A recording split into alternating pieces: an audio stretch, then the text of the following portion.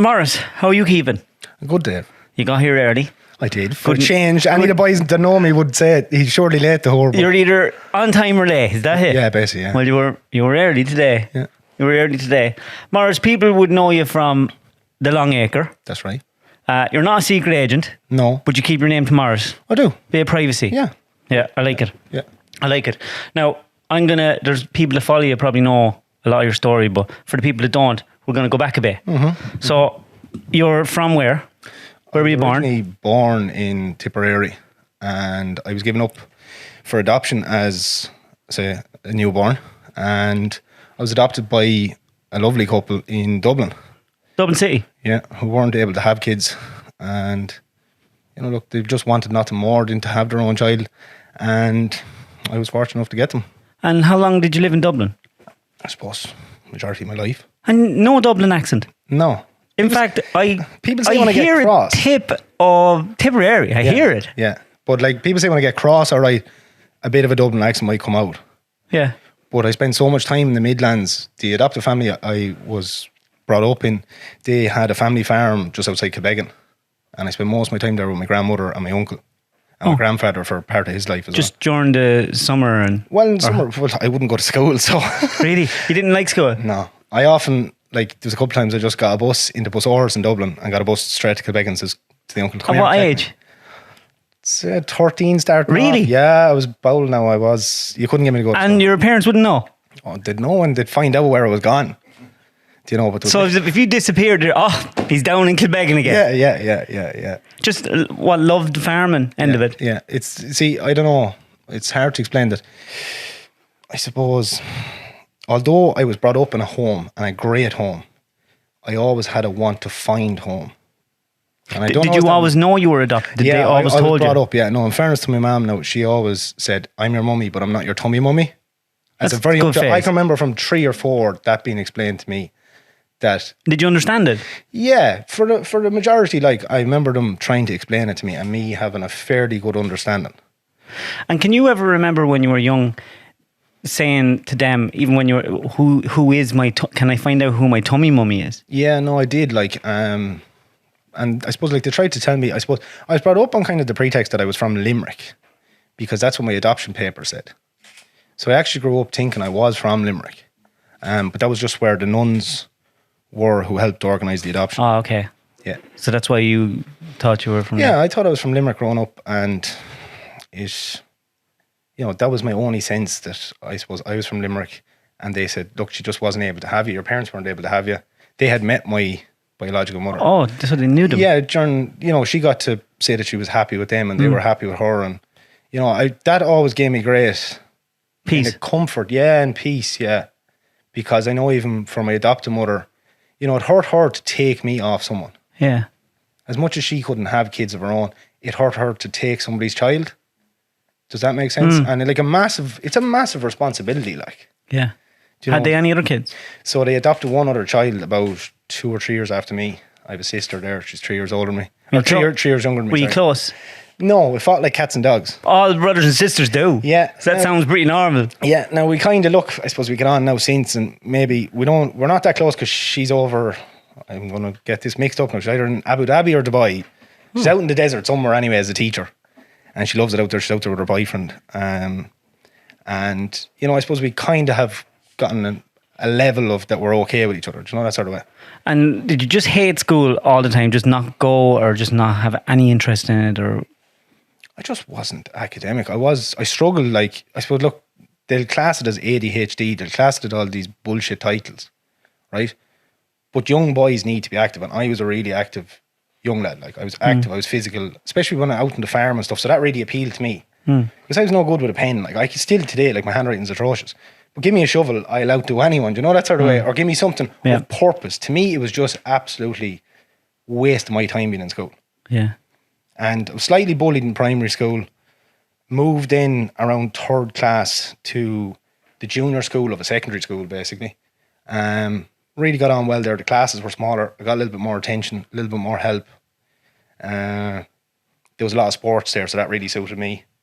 So that helped me excel a little bit, but it still didn't fix the underlying issue that just school was not for me. Like, well, I was listening to this audiobook on psychology, and it's like male boys aren't designed to sit in one place and take in information. They're supposed to be active and doing stuff, and it's actually counterintuitive for us to have to do that. And it doesn't mean that there's anything wrong with that person. It's not. It might not be just. It's just the way they're built. Yeah, they just want to do stuff. But it's like I really found that, you know, I couldn't excel in school, but my uncle on the farm had me doing things that, like, I was doing man's work, like, and I'm actually as big now as I was when I was only 12. You're a big fucking 12-year-old, so. They always thought I was going to be this huge man, and I just stopped growing. Like, there's photos of me way taller than my parents are at 11 and 12. It looks ridiculous now. But I think because at the time, it was then almost nearly forgotten the age I was sometimes. So maybe I was doing stuff I shouldn't have been doing. Like, I was driving. On the road? It could have. You know, sometimes the ditch extends beyond the road. Like, so, yeah, we were on the road maybe with no license and stuff like that, and we were driving tractors and we were doing things. Well, look. Do you know? It might be right, but most young lads done that in this country. It's very hard to have responsibilities. And there were responsibilities. Like, you were given responsibilities. You were taught tasks. You know, you were maybe using a gun, whatever the case, going shooting, different things. So I had a lot of responsibility. And then to go sit in the classroom and a teacher treat me like as if I can't fucking tie my shoelaces, like. And then almost judge you because you're not intellectual in that sense. But like, this fool probably can't change a light bulb, like. Do you know what I'm saying? So there was a lack of disrespect. At that age, you knew that. Oh, yeah. You were feeling this person's not. Yeah, I knew I was smart, but not in the smart the sense that they wanted. Yeah. Do you know? So what age did you just go, fuck this, I'm leaving? Started Mitch and really in secondary school. Just once you got in there? Yeah, no, I got injured, I think it was second year. I got injured playing, I dislocated my knee. And that kind of fucked up rugby and stuff. And I really wasn't happy about other things anyway. There's a couple of things that happened and throughout my childhood and stuff, and they were starting to bother me. And I said, look, I'm just going to say, not every story deserves ink, and I wouldn't sour my lips even talking about certain things because, you know, you might care for the people around you, so you're not going to upset anyone. But that started upsetting me and getting me down a little bit. Now, I won't give myself any sympathy for that, but I'll use my experiences to explain my behaviour, but I won't excuse my behaviour. Yeah. That all started catching up, and I just was like, just fuck everything, fuck everyone. And I moved school then for third year. Down to Quebec? No, I moved school just to another school in Dublin, and I sat my junior. And that ended up actually being a very traumatic summer of my life. So why? I was turning 16. It was the month of May, so I'm actually 29 next Wednesday. Happy birthday. Next Wednesday is the 31st of May, I think it is. So I was sitting my junior cert during that time period, and I had a little girlfriend at the time, real harmless stuff, holding hands, maybe a shift. And she was from a family that probably was going through some rough times and stuff, and maybe she was just a bit in a bad place herself. But I went to bed the night before my birthday thinking everything was fine. But leading up to my 16th birthday, she was like, I'm going to give you the best present ever. And as a young lad, you're like, I know what that is. I know what that is. I know as well. And you're getting psyched up. Yeah. But then when I was coming down to it, I was like, there's something off here. And I never spoke about this publicly, but I'm going to kind of use this because I think it might help other lads out there. There was something put me off. Something said, don't do this. So when it came down to it, I said, oh, I forgot the Johnnies, or not doing this, whatever. I forget exactly what I said at the time. But I woke up the morning of my birthday, and it was my father pulled me with one swoop by the left leg out of the bed onto the floor. The fucking guards are at the door looking for you. Now, there was about 5 different reasons why I thought the guards were at the door, but it wasn't the fucking reason they were at the door. Because like we were young lads, we were always messing and fireworks and God knows what else we go up to. But they were down at the door and they were accusing me of statutory rape. No way. And that then became probably one of the darkest points of my life. And it nearly was the end of my life to a point. Because just like that. I've had bad things, but at that point, because you're almost an adult. Yeah, but you're not. Yeah, but you're not, but you're going to be nearly treated almost as an adult. And to feel that fucking helpless. And especially when it was so out of the blue, you know? Yeah. And so that's a birthday I'll never forget. And I remember, went down to the door, they had to caution me or whatever at the door. And my father told him to fuck off. He said, you're not lifting him here until we find out what exactly is going on here. Because they didn't even know I had a girlfriend. Yeah. Because it was just a thing in school. You might hang out for an hour after school together. It was very harmless shit, like. And this was the first mixed school I've been in. I've been in this mixed school for a year. All the previous schools were all boys' schools. And so I had to go to the school then, and I sat down with the year head, the vice principal and the principal, and they unequivocally said, look, we don't think this is true, Maurice. No way do we believe that you've done this or that this is even really what's happening. They said, there's something happened here before with this girl and there's something with this family. And unfortunately, you might now be about to be... And was there rumours going around everywhere? And everywhere? Oh, yeah, this was mental. But this is all still the one day. So I had to go see my solicitor then. My father had to go get a solicitor. And I had to be in the guard station for 4 o'clock that evening. And I went with my mother and my father. I remember my Owla was in the suit. He didn't know what to fucking do. My mother couldn't talk. And they kept asking me, did you do... Like, and that was a bit disconcerting too, because of my previous behaviour, because I was wild, because... It wasn't that they didn't believe me, but I suppose there was an element of them that like, Maurice, what the fuck did you do here? Like, you know, like what's really going on? And I said, I swear, I'm a virgin. I haven't done anything, you know. And that was why my gut was warning me. Were they allowed, were your parents with you when they were talking? They had to come in. So we went in for the investigation. I remember there was 2 guards and they were absolute pricks. To this day, I'll never forget, especially one guard. I remember he came in, he was a detective and he's showing the fucking revolver hanging off his hip. I was like, calm down, to a 16-year-old. Like, calm down, Clint Eastwood, like, do you know? And at that age, I would have taken him on. Like, that's the other mentality too that I had at the time. I was quite a hot-headed young lad and I was very capable as well. Do you know, I'd never go picking, but I had that in me. Do you know, and you're 16, your blood is boiling anyway. And with what was going on, I was so angry because I hadn't done anything wrong. And you're getting blamed for it. And I really was like, they were sticking it to me like, we know you fucking done this, like. I was in the interview for about 3 hours. And all I was allowed to answer was my name. So I could acknowledge my own name, my date of birth, my address. Who said that? The solicitor? Yeah, my school, right? And I had to say that I knew who the person in question was, the person accusing me. And other than that, I had to say no comment for 3 hours. Fuck. And the questions they asked me in front of my mum and dad, nobody wants to ever have them questions asked. And they're in Latin. So the worst fucking thing is, you have to ask the guard to explain to you what is the question. And this is where, because my father and my mother, like, they were kind of instant. They're like, what's that mean? So like the guard would be like, did you force the accused to perform fellatio on you? And I was like, what the fucking name of Jesus? I don't even know what that is. So it's like blowjob or head or some fucking thing. And I was like, what the fuck is that? Do you know what I mean? So 3 hours of that. And we came out with the interview. There was no celebration for my birthday that day.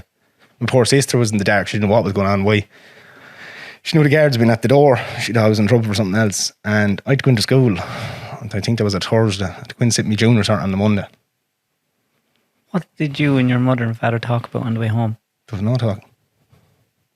There was no talk. And I remember that night, like, it was probably the darkest night. And then my phone started hopping. Now, this was the thing. I hadn't looked at my phone all day. And at the time, I had like a Nokia 6310. It actually wasn't. It was, remember the old builder's phone? Mm-hmm. And I'd opened up the phone and there was a text and I said, I'm sorry. And it was from her. I'm sorry. I'm so sorry. No explanation. And I couldn't ring the number. I tried ringing her, which was foolish at the time, but I tried ringing her. There was never any explanation. So there was a gang of young lads then showed up looking for me in my local kind of hangout with the lads and stuff. And then it kind of got a bit more dangerous, if you understand me, because I was being accused of something and like there's gangs of lads. Yeah. Looking for rows, got in a couple of fights.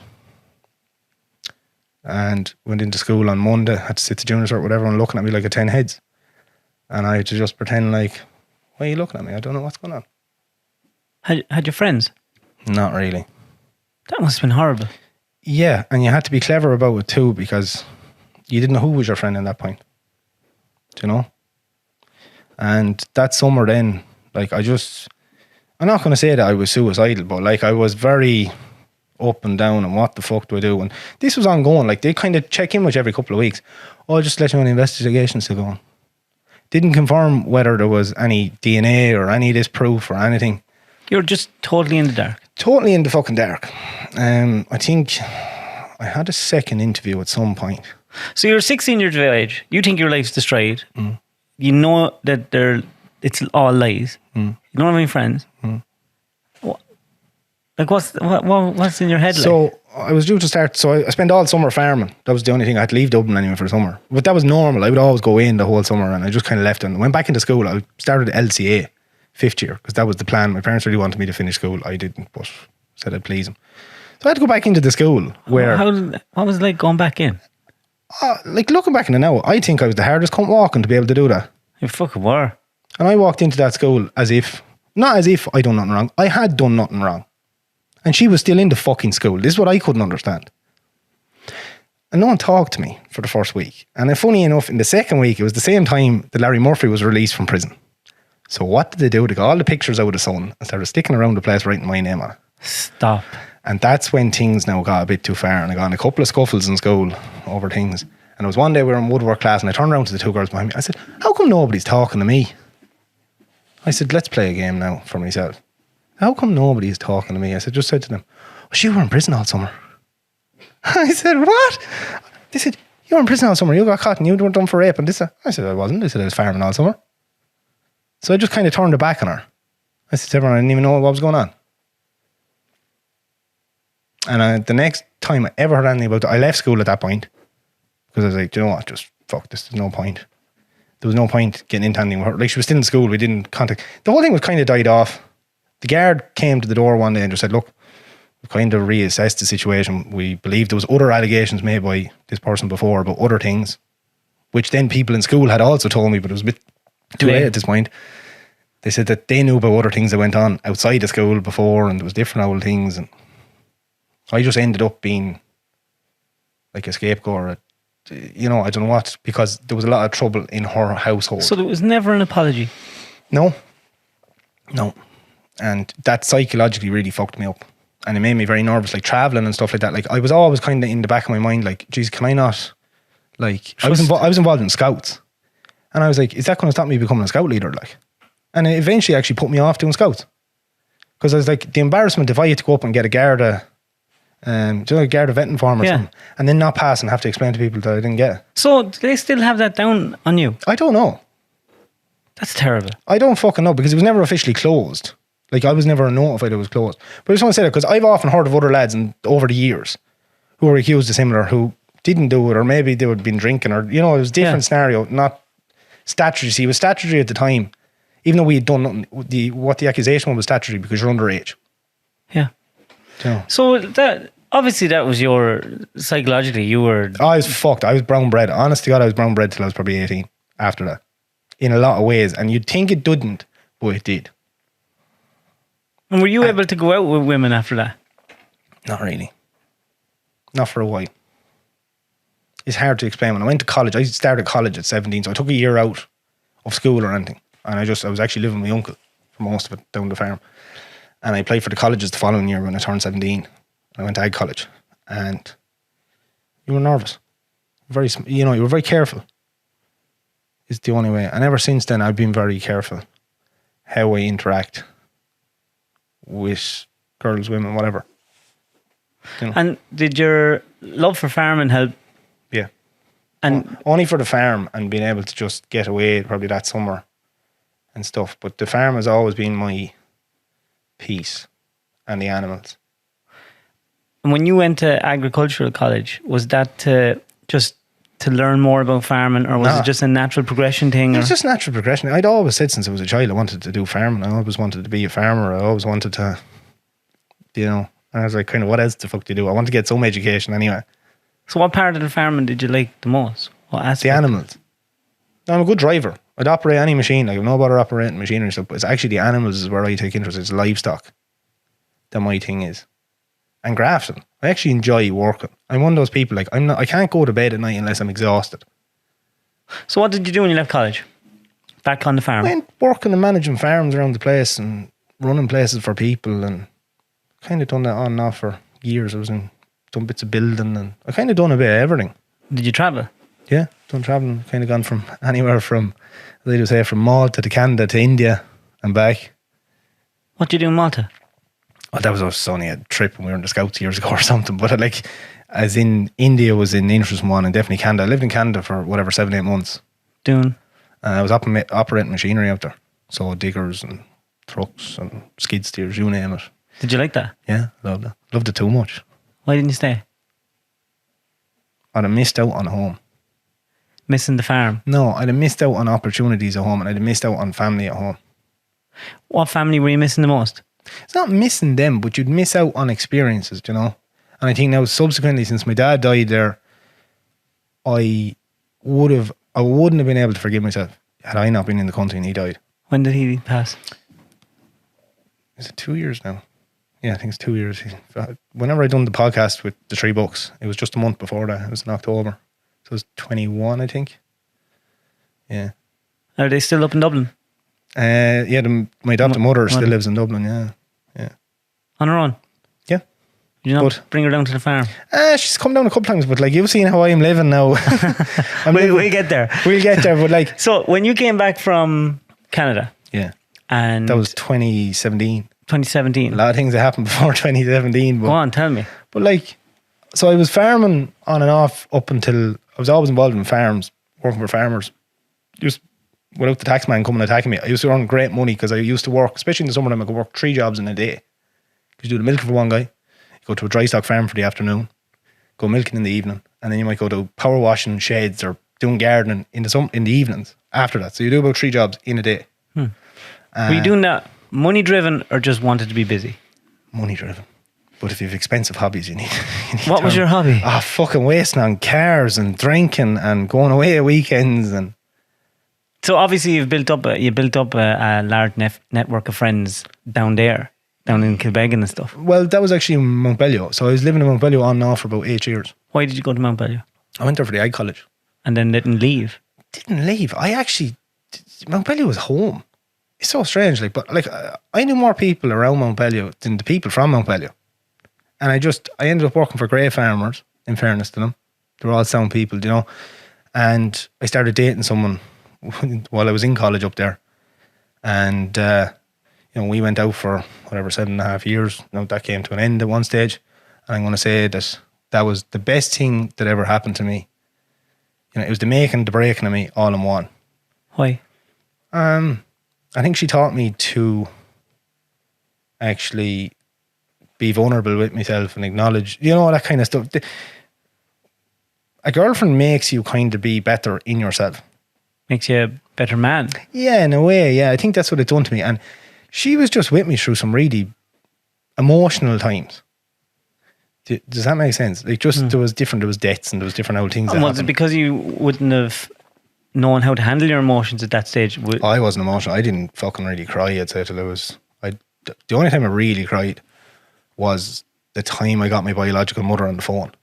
And I remember the girlfriend was there beside me and she broke out crying because she seen me crying because she never really seen me crying before. What year was that? I'm going to say 29. No, I'm getting mixed up with my days. I was 19, so I think that must be 2013 or 14. What made you want to find them, or was that a hard process? Or that was a fucking impossible one. So I'd been waiting all the way up till I was 17 because the age limit to find your biological bloodline was 17 with the government. You're not out? So until you're 17, you're not allowed? Well, it was 17. I never forget it. It was the month of April. They changed it the year I was turning 17. They changed it to 18. So I had to wait another fucking year. I was absolutely livid. Because I'm one of them people, I like to get things over and done. Do you know what I mean? To have them hanging over if you don't your want to head. shoot me, just fucking shoot me. Don't be talking about it. Yeah. And we'll stitch me up after and we'll deal with it. Hurt me if you're going to hurt me. Don't torture Put the plaster off quick. Yeah. So I had to wait another year. And the minute I turned 18, I remember the day I turned 18, I rang them and I said, I want to put in the process. And your mom was like, grand. We'll do that. And every 2 or 3 months she ring me, no, I can't find her. She might be dead. Don't say it like that. I swear to God, they had no regard for your feelings whatsoever. Just like that. Can't find her, might be dead. Might be dead, might be abroad, don't know where she is, right? Now, what I found out later was they contacted her the same day I contacted them. But they decided, you know what, we don't think you should meet. Who makes that decision? Well, somebody who has a bit too much power with a fucking pen, like everything in Ireland. But they don't want to bring up, you see, they don't know what you know and what they know. I think there's a lot to do with it, because we all know there's a lot went on with the church in this country. A lot went on with all that. And they don't really like you making the connections again. So anyway, they contacted her. She had wanted to meet me. And they just kind of kept us separated for, it was almost a year and a half. Jesus. And I had my fostering book. I had this book that was kept as a diary during the period while the paperwork was going through my adoption.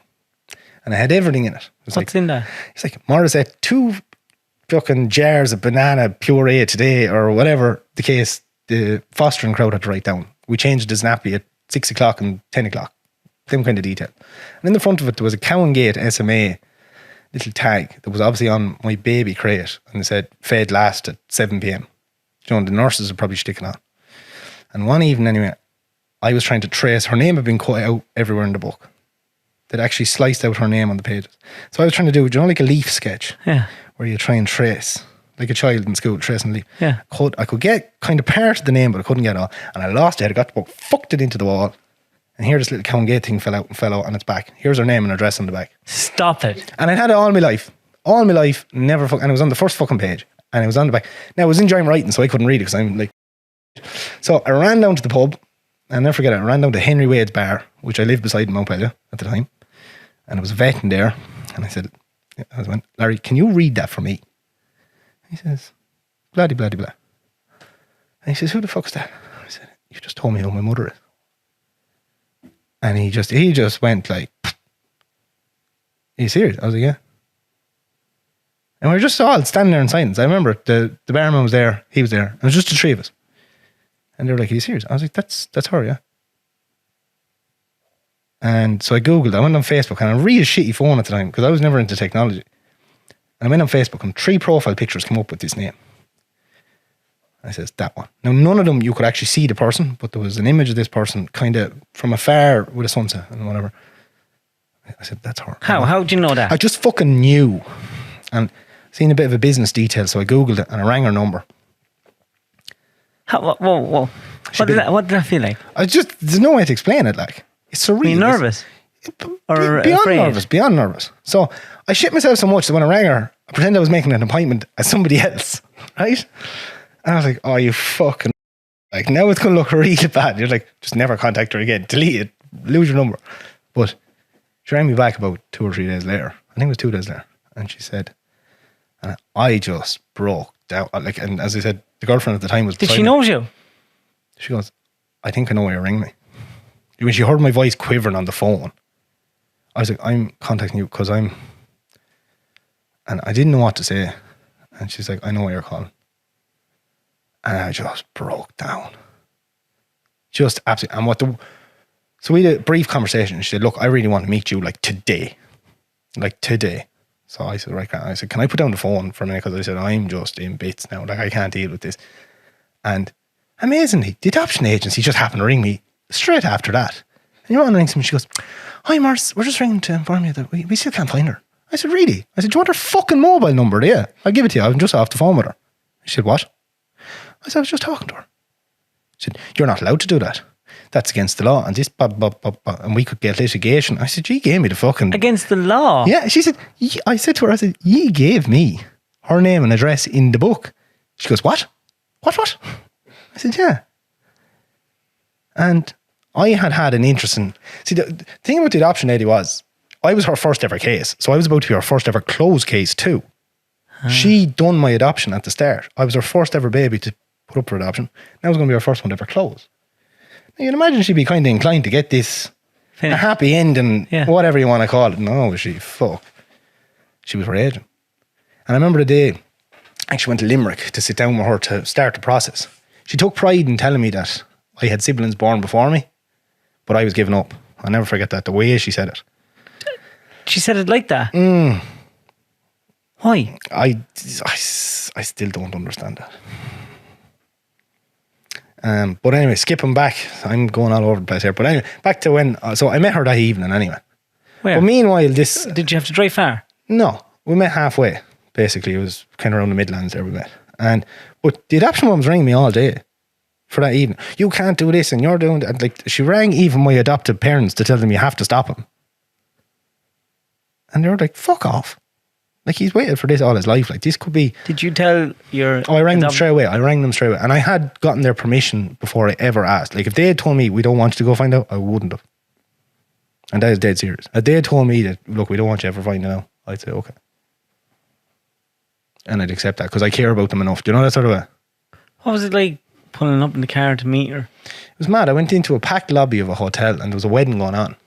I was fairly decked out. I wasn't really, but I just kind of blended in with the crowd. And I knew it was her when she walked in. She walked straight up to me. She goes, you're Maurice. And I was like, yeah. She's like, you're the image or your outlet or whatever. Did she name you? Yeah. No, did she name me as a child? No. she wanted a different name for me, but my adopted parents picked my name after my father's uncle or something like that. It was my father's uncle. He was called Uncle Maurice, so that was it. What did you talk about? What was the first thing you asked her? I said, how'd you have me?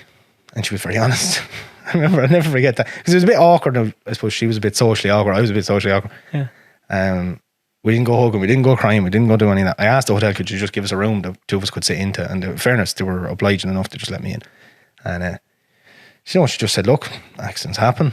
I was with your father for so long, and then you came and he just wasn't willing to stand. So that was it. And I had too much on my plate, and I just had to give you up. And I fully, I genuinely can say this to this day, I had no animosity or anger or anything towards her. Just probably almost sorrow, always. Because in fairness, my adopted parents always said, she didn't want to give you up, they always drove home to me to have massive love for what she done, because it was loving me to give me up, to give me a better life. Does that make sense? Yeah. Yeah. In hindsight, do you think it did give you a better life? Yeah. But what I'll also say is, it's very easy for people to look at your life and say, she had it fucking handy, didn't you? You got all the opportunities. You can be in the best scenario, the best situations, and still the worst things can happen. So never think that because of someone's environment that they are exempt from bad shit. Well, no one's exempt. Do you know what I'm saying? So how did you leave that day?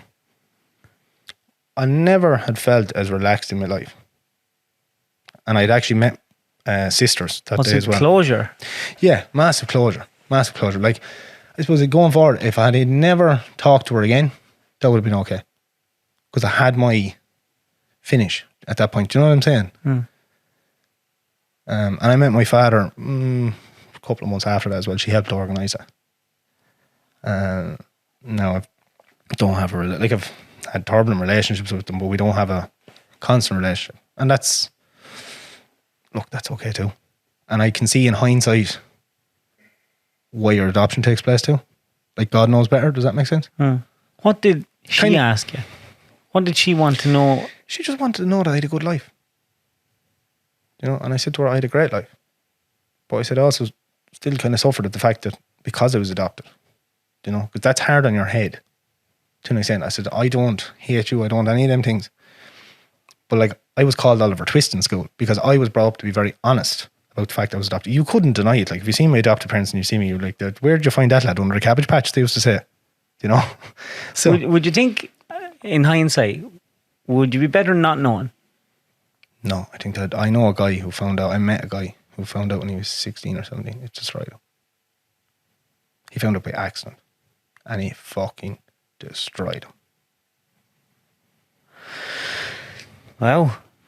Just anything I can say to anyone out there, if they're going adopting kids or stuff, take the route that my parents took. Tell them from the get-go. Take them from the get-go. Did you look like them? No. Didn't? No, my father was up to my shoulder. Oh, you mean my biological? Yeah. Oh, Jesus, yeah, I'd be the head of my father. I get spotted in where I live. People put two and two together. Why? Do you live near each other? Yeah. I see him on a fairly regular basis. Stop it. Yep. Just by chance? We pass each other on the road. I pass all my relations on the road. I live in the town that I came from now. Go away. Yeah. That's mad. Yeah. Was that by chance? No. Well, it wasn't. I was trying to buy a small place for years. I was actually very lucky. In the early 20-teens, 13 to fucking 17, houses were still dirt cheap. Land was dirt cheap. You could buy 10 or 12 acres and a house for, say, a mortgage amount, say maybe 100 or 120 grand. Especially up around Galway and stuff. I tried to buy lots of places up in Galway, got outbid, things didn't go right, sale fell through, whatever. And I was online one night and I went way back to pages looking for a place. At what age were you when you were trying to buy land? When I really got serious was 24. So at 24 years of age, you had worked yourself, you had gathered a few pounds and you were doing all right for yourself and you wanted to buy, I'm going to buy a farm. It was always I want to buy a house. I knew I'd never... House or farm? Bit of both. Just a house and a bit of land. And I looked into doing farm partnerships. I looked into doing all kinds of stuff. I was just anything... Were you with the girlfriend at this time? Yeah, I even looked at buying a shop at one time. What kind of shop? I was just always entrepreneurial. Like it was a fucking sweet shop. It was Paddy Kelly's in Montbello. I know it. Do you know what? It was a little shop. And that went up for sale, but it was actually small money at the time. And I was working in the tyre place in Montbello at the time for the Noons there. Lovely people, worked for them for a couple of years. Looked after me so well. Honestly, looked after me so well. Because I only went into tyres by accident. It was supposed to be a temporary job for 2 months. And I went in working for them in the month of December after having a farm accident in the previous month. What'd you do? I had a fight with a 9-inch grinder. Where your fee? My leg. And I got to see what my insides look like. And my bone. I still have the photo. And I sent it to you on Snapchat at the time, Vicky cut her finger. Do you remember that? I fucking seen it. You fucking do remember it. And that was when I was a nobody. Like I'm still a fucking nobody, but I wasn't online or any of that shit. And I sent you the snap. Do you remember? Yeah, Sitting in A&E. yeah. I messaged you back. Jesus Christ. What? Jesus. I don't even know how we got talking that day. So we were like, oh lads, have any bad injuries? Send in your worst injuries. And that was the worst decision. One of the worst decisions. Vicky cut her finger and we were sitting in A&E and I was there. Anyone else getting all injured? Yeah, well, I got the worst stuff. I got blocked for a week because of it. Yeah. I posted a few of them. Yeah. No, well, what year was that? That's a nice bit ago. That was 15 or 16, wasn't it? No, it's that's 17, lad. 17, yeah. 2017, yeah. Okay. But yeah, so I cut my leg when I turned 21 because I was on crutches for my 21st birthday. I didn't think I was going to see 21. I rang my mother when I cut my leg. I was on a farm.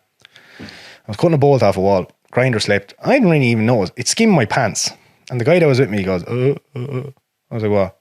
He goes, look. And there was blood on the wall. I remember looking at the concrete wall and I seen the blood and I was like, fuck. Looked down my pants, opened up a pair of, do you know, like oilskins? Yeah. They were crusted into my leg.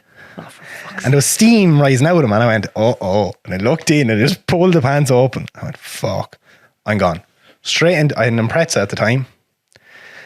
Jumped in the car, belt across the leg, right? At that much sense. And I was gone for Cashel. I was working down South Tip at the time, milking cows.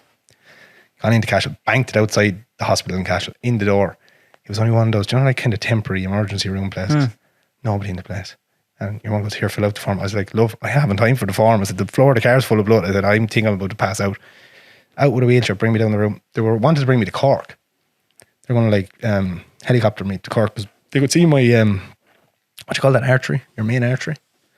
I can't remember. You have some big artery. Familiar. Anyway. Yeah, but anyway, he was a trainee doctor and he was an Arab. And I never forget, he says, if I nick this, he said, you're gone. Like, there's just 10 seconds. He said, I can see it there. There's a big cut down kind of my thigh. He said, we cut that. He said, you're gone. I said, take the chance. So he done 3 rows of stitches. And meanwhile, he was telling me that he was from a camel farm at home. So we were a camel farm? A camel farm. In Ireland? No, wherever he came from in the sand, in the desert. And we were chatting away about that. And I remember the nurse going, are you high or drunk? Because she said, you're way too fucking happy about what's going on here. And I was like, no. I was like, I'm alive, I'm like. But you had such an adrenaline rush, like. But I had rang the mother and the girlfriend on the way. And the girlfriend didn't believe me at the time, so I sent her a photo. And that was the photo I sent you.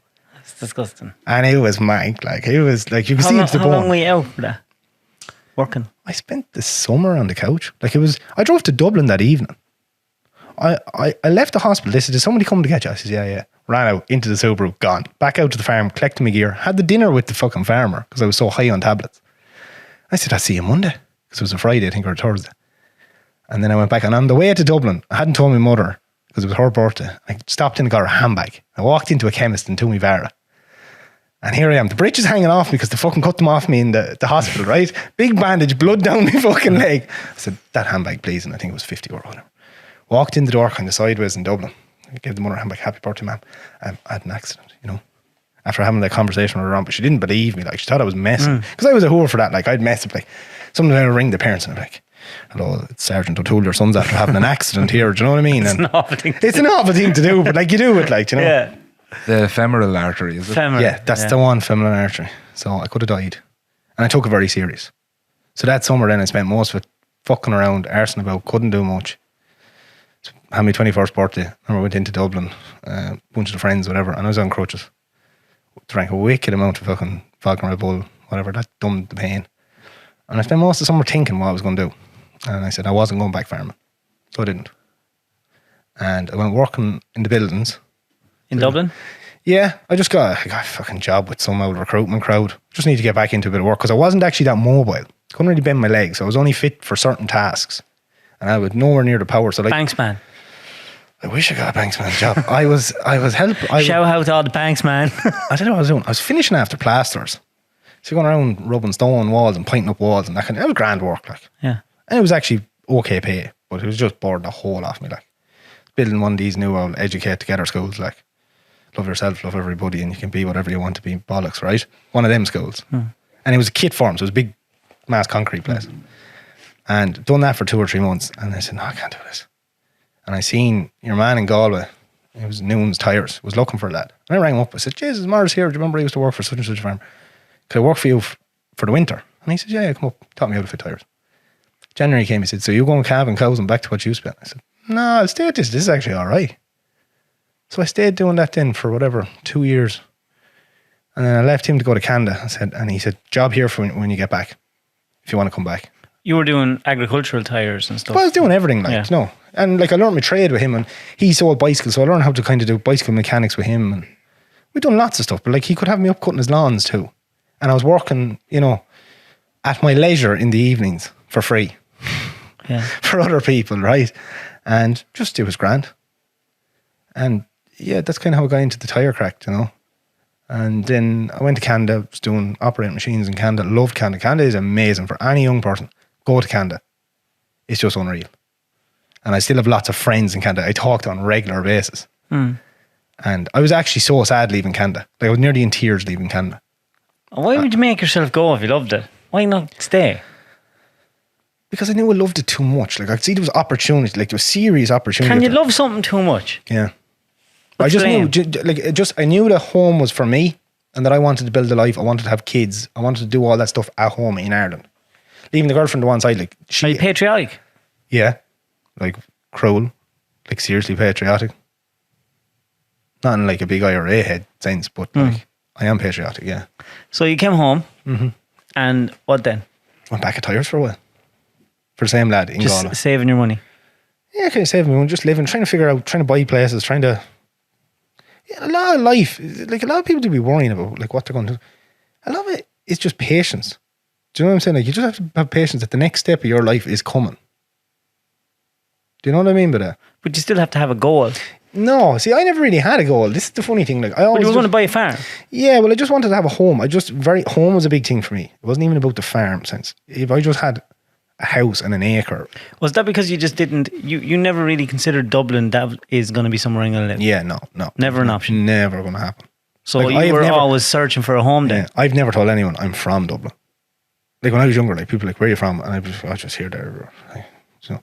Why do you hate? It wasn't that I hated it, but that I just wouldn't lie to someone and say that's home. Like I was more at home in Westmeath than I was in Dublin. Do you know? And it wasn't that I didn't have a good home. But it was just my sense of belonging was outdoors, was with the animals. So when you were looking for somewhere, you were just, it didn't matter where it was? No, I was looking from Donegal to Cork. Wherever the opportunity was. And the thing is, if you really want something in life, you have to look at it that way. These Egypts are like, I'm not living anywhere unless it's in my parish. You're probably never going to get to live in your parish with that attitude. Or you will, and then you'll suffer the consequences of having to live in your parish. Do you know? So like, you have to go where opportunity opens itself to you. And I just found the Long Acre now, as everyone knows it. Was it the same as when you seen your mother on Facebook? Did you just know when you seen it? No, like it was the shittiest little map photos. The very last page of adverts, or like home.ie or one of these fucking auctioneer sites. And it'd been up like 2 years. And I remember they were looking for 22,000 for it. And it was just like 6.9 or 6.11 acres, whatever the hell it was. I said, I'll go have a look at this. I just knew there was something funny about it. And I went and I arrived down this lane and it was all overgrown with trees. I couldn't even find where the Long Acre was because it was completely overgrown. Was it called the Long Acre? No, it wasn't. Right. But that was something that's always been said along my life because I lived, from the time I went to college when I was 17, I basically lived out of a backpack. And I still am living out of that backpack. People are going, like, I still have the same gym bag and I've been living out since. Really? And I won't unpack until I'm at home. When do you think you're at home? When I finish this house that I'm in now, I'll unpack that bag. but that bag is not getting unpacked till then. And I've lived out of that bag and a couple of boxes, obviously. And that bag's been all around the world, but I've lived out of that bag since 2011. So when you seen it, So I went and I found this scrub piece of field. It was shit. Farming standards, like any farmer would be like, you're not buying that. That's stupid. You're daft. That can't be fixed. There was holes. There was every sort of... It was rough. Hadn't been farmed in 20 years. And even at that, it was farmed in the old sense of farming. It was just grazed and it was cattle. You couldn't drive a tractor down it. Like, it was all over the place. I walked around and I was like, I'm going to have a pond there. It's going to be there. You couldn't even see more than 20 foot in some parts of this, but I was like, you could feel it all. Like, it was mental. Hadn't told the girlfriend about it at the time. I didn't even tell her I went down to look at this place, right? Rang the auctioneer, said, I'll give you 10 grand for it. Because I'm cheeky as fuck. Why not? Chance it. It's been on 2 years, like. Spoke to the man who owned land all around it. This was the first step, really. I met him there that day. He showed me where it was. I said, how come you don't buy it? I don't want it. I said, is it okay if I buy it? Because that's a big thing, like. A lot of people don't ask. A lot of people don't ask permission or ask anyone next either side of where they're buying. So I said to him, are you okay with that? And I told him kind of who it was, where it was from. All. He said, yeah, if you want to buy it. And he said, I'll ask everyone else, make sure nobody else is going for it now. And you can put in your bid. And he done that, and in fairness, he let me know. And we get on now today, like a housemate. He's like a father to me, that man. And only people who know us now know that. Like, we talk for hours. It's scandalous. Like, we waste days talking to me and that man now. But he's been very helpful to me, and he's unbelievable. Like, I cherish the man. Like, but I put in the bid for 10 grand, and auctioneer rang me back, and he goes, Jesus, we've had an offer of 12. I was like, would you go suck my left bollock? Like, you haven't had an offer in 2 years, and now all of a sudden it's hot on the menu, is it? Anyway, he got me up 15. That's where we went. And I got it for 15. Jeez, that's great. And then, like, that was just the beginning of mayhem after that. Like, there was a lot of things. I think with the tax and all, it was about 17. And I was just so happy. I just had this feel. And I remember bringing the girlfriend down. And showing her. And I was at that point. I'd say this to people. Was there a structure on it? No, there was not. This is just scrub and 4 bushes and whatever. And the last thing I would have ever thought at the time was, just I'm going to be on the internet doing videos here about something. Like, no, that was never going to be the case. And I didn't even know what I was going to do with it. I just wanted my own field. And I said, if anything else goes wrong, I can live here in a caravan. And I just kind of figured out from there. I told the lad in Galway, I said, I'm going moving to Tip. He said, yeah, fuck. I said, I'm going moving to Tip. And I applied for a job down there, and I got it. I guarded my job into an office job at the time. And I knew, though, with the girlfriend... An office job doing what? Parts for a large agricultural company that are in Nina, and everyone will know who they are. It's doing parts and warehousing and all that kind of stuff. It's actually a good job, but they pay buttons. They don't look after their staff whatsoever. I wouldn't even say their name on this for the sake of it. But I was at that point, I really knew me and the girlfriend were going to finish. Now, I wasn't going to finish till 2 years after. Is that because you bought a field for 17 grand in the middle of nowhere? Yeah, and it was because... she was a home bird, and it was then only really we started noticing maybe our differences. But we've gone through a lot in that time as well. You have to remember that, like, you go from being kids. Yeah, you thought that she was going to stay on their same path. I thought I was going to marry her, like, genuinely. Like, I had this whole plan in my head, and like, I suppose, automatically, innocently assumed that she was going to follow me to the end of the earth when that wasn't the case, like, And like, I'm grateful for it now. When did you know it was? I knew it was fucked probably 6 months after I bought the land. See, in your gut, like, you just knew, you're like, this is going to be tricky. Because, like, she's asking me what colour the fucking curtains are, and I haven't even built the house, like. And, like, we're fighting over stuff like that. I was like, this is going to be fucking a nightmare. But I will like to say, I maintained at the time I was building a house with black tiles from one end of it to the other. I have a cottage now with black tiles from one end of it to the other, and no woman, but I'm happy at it. So, I didn't get to build my house. That got fucked up. And lots of other different things happened, but they all happen for the right reason. And you start to see the pattern of, you get denied what you think you want and you get what you need in its stead. Like, my planning permission got delayed for almost 2 years with the house. Things happened, blah, blah, blah. The original house that owned the field I bought, that man contacted me during COVID. He said, could you buy this house? Do you think you could? I want to get rid of it. I don't want to be stuck with this, blah, blah, blah. This is the house beside the field? This is the house I now live in. And he contacted me and he said all that, and I was like, jeez, I don't know. Like, I had the money there to build my own house. I was like, I really want to build my house. And I was like, but there's land with that. So I ended up making it work. It wasn't in some ways it was the worst decision I made. Because now I have Why? now I have kind of a pot to piss in. I have a house, I have land, but none of it's really livable. Welcome to the world. Yeah, do you know of what I mean? every lad that hasn't a pot to piss in when you try to make a step forward. A step in forward, life. yeah. But the thing is, like, no, I will say I was a fool. Like I remember going to the bank at one stage and I got money, and I was like, that's for windows. I went and bought cows. Right? So when you make things like that, but when you have to have a bigger vision. Like, I'm willing to suffer. It's you're delaying gratification, or whatever you want to call it. It's this small sacrifices for long-term gains. So what was the vision? The vision is just to make a home. But I always, because I'm a bit OCD about land and stuff, like, I like everything done right outside. Like, one thing I hated after the crash was looking at all these houses and their gardens are fucked. There's no tarmac in the drive. Do you know what I mean? They've this big house, 2 buttons of cars outside and no driveway. That bothers me. You see, some people get into a situation where they think they can afford these Yeah, things. I and know. they can't. I know. They're all about to fall into it again very soon. Like, Yeah. it's coming. Mm. It is coming. Like, that bubble. I've heard people's mortgages going up astronomical since Christmas. That Sure, bubble's the world's gone mad right now. But none of them learned anything. Everyone forgets. But you see, you buy How into the it. fuck could you forget? It's so people buy into stuff. If you listen to the radio and if you listen to the news Yeah. and if Oh, you yeah. watch, and what happens is a lot of people are watching Billy and John down the road and Mary and keeping up with the Philomena. Jones' big house. And that works. Psychologically, it brainwashes people. But that was one thing, you see, I'd always said to the girlfriend at the time, I said, like, I'm never going to sign up for one of these 300 grand mortgages. That's never going to happen with me. It's like, for the price of a normal mortgage, you could go on holiday 2 or 3 times a year. If you just build something more modest. Like, the house I was doing originally was a kit house. I was building out with steel. It was like an Australian house. It was risen off the ground. I had it all sorted. There was a guy in the north going building it for me. That was all fine until I bought the other one. Started renovating it, and that has been an ongoing cycle since. But I've all the land nicely done outside, as you see in all my photos and videos. And But when you're single and you don't have kids and a woman wanting things, You can risk. You can do that. Yeah. But if you're have a family in your No, you future, they can't, need no. to be. And Number that's why one. people want everything done now. Yeah. Like, it would have been unheard of back in the 80s and the 90s for someone to get a house and have it walk in, every room done, the outside done, the gardens. Now people get their mortgages and it's like everything's bang. done. Yeah, bang. And that never happened years ago. No. That's because money is allegedly cheap now and easy to get. It's not. Allegedly. Allegedly. I'd love to know where some of them are getting it. Yeah, it's a weird But one. it's not even to getting it. It's like, I do feel tired of them, because I think we're going to see just a pure repeat in the next year or two. Do you know? And, like, you know that for me anyway, watching, like, my goal has always been to be off grid. And the last 3 years, What made you decide to go, that's it, I'm going off grid altogether? that was always the plan. Like, you can I'm like Rambo, throw me out in the woods and, like, you won't ever have to go looking for me, and I won't ever ask to be collected.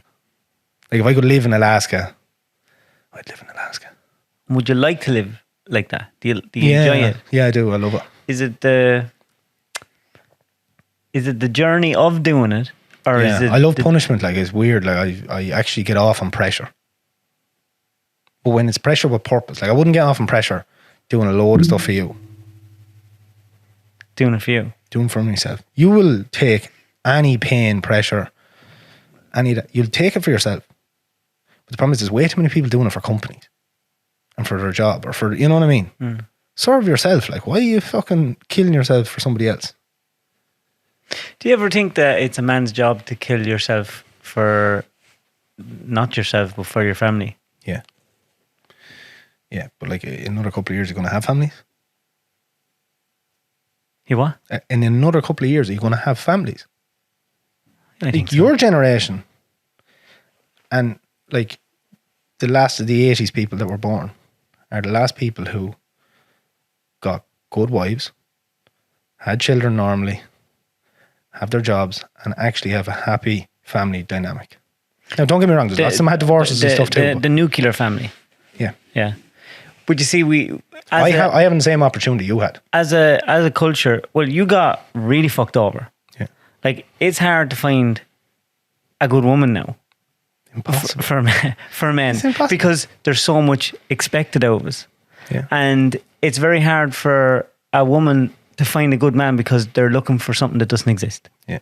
what they're looking for doesn't exist. No. What is that saying? What was it we said here one day? 6 figures, 6 inches, and 6 foot. Yeah, well, I've got what would you say? I have 6 foot, 6 acres, and 6 inches. Tell the truth, 3 inches. Hey, 6 if I give it twice, isn't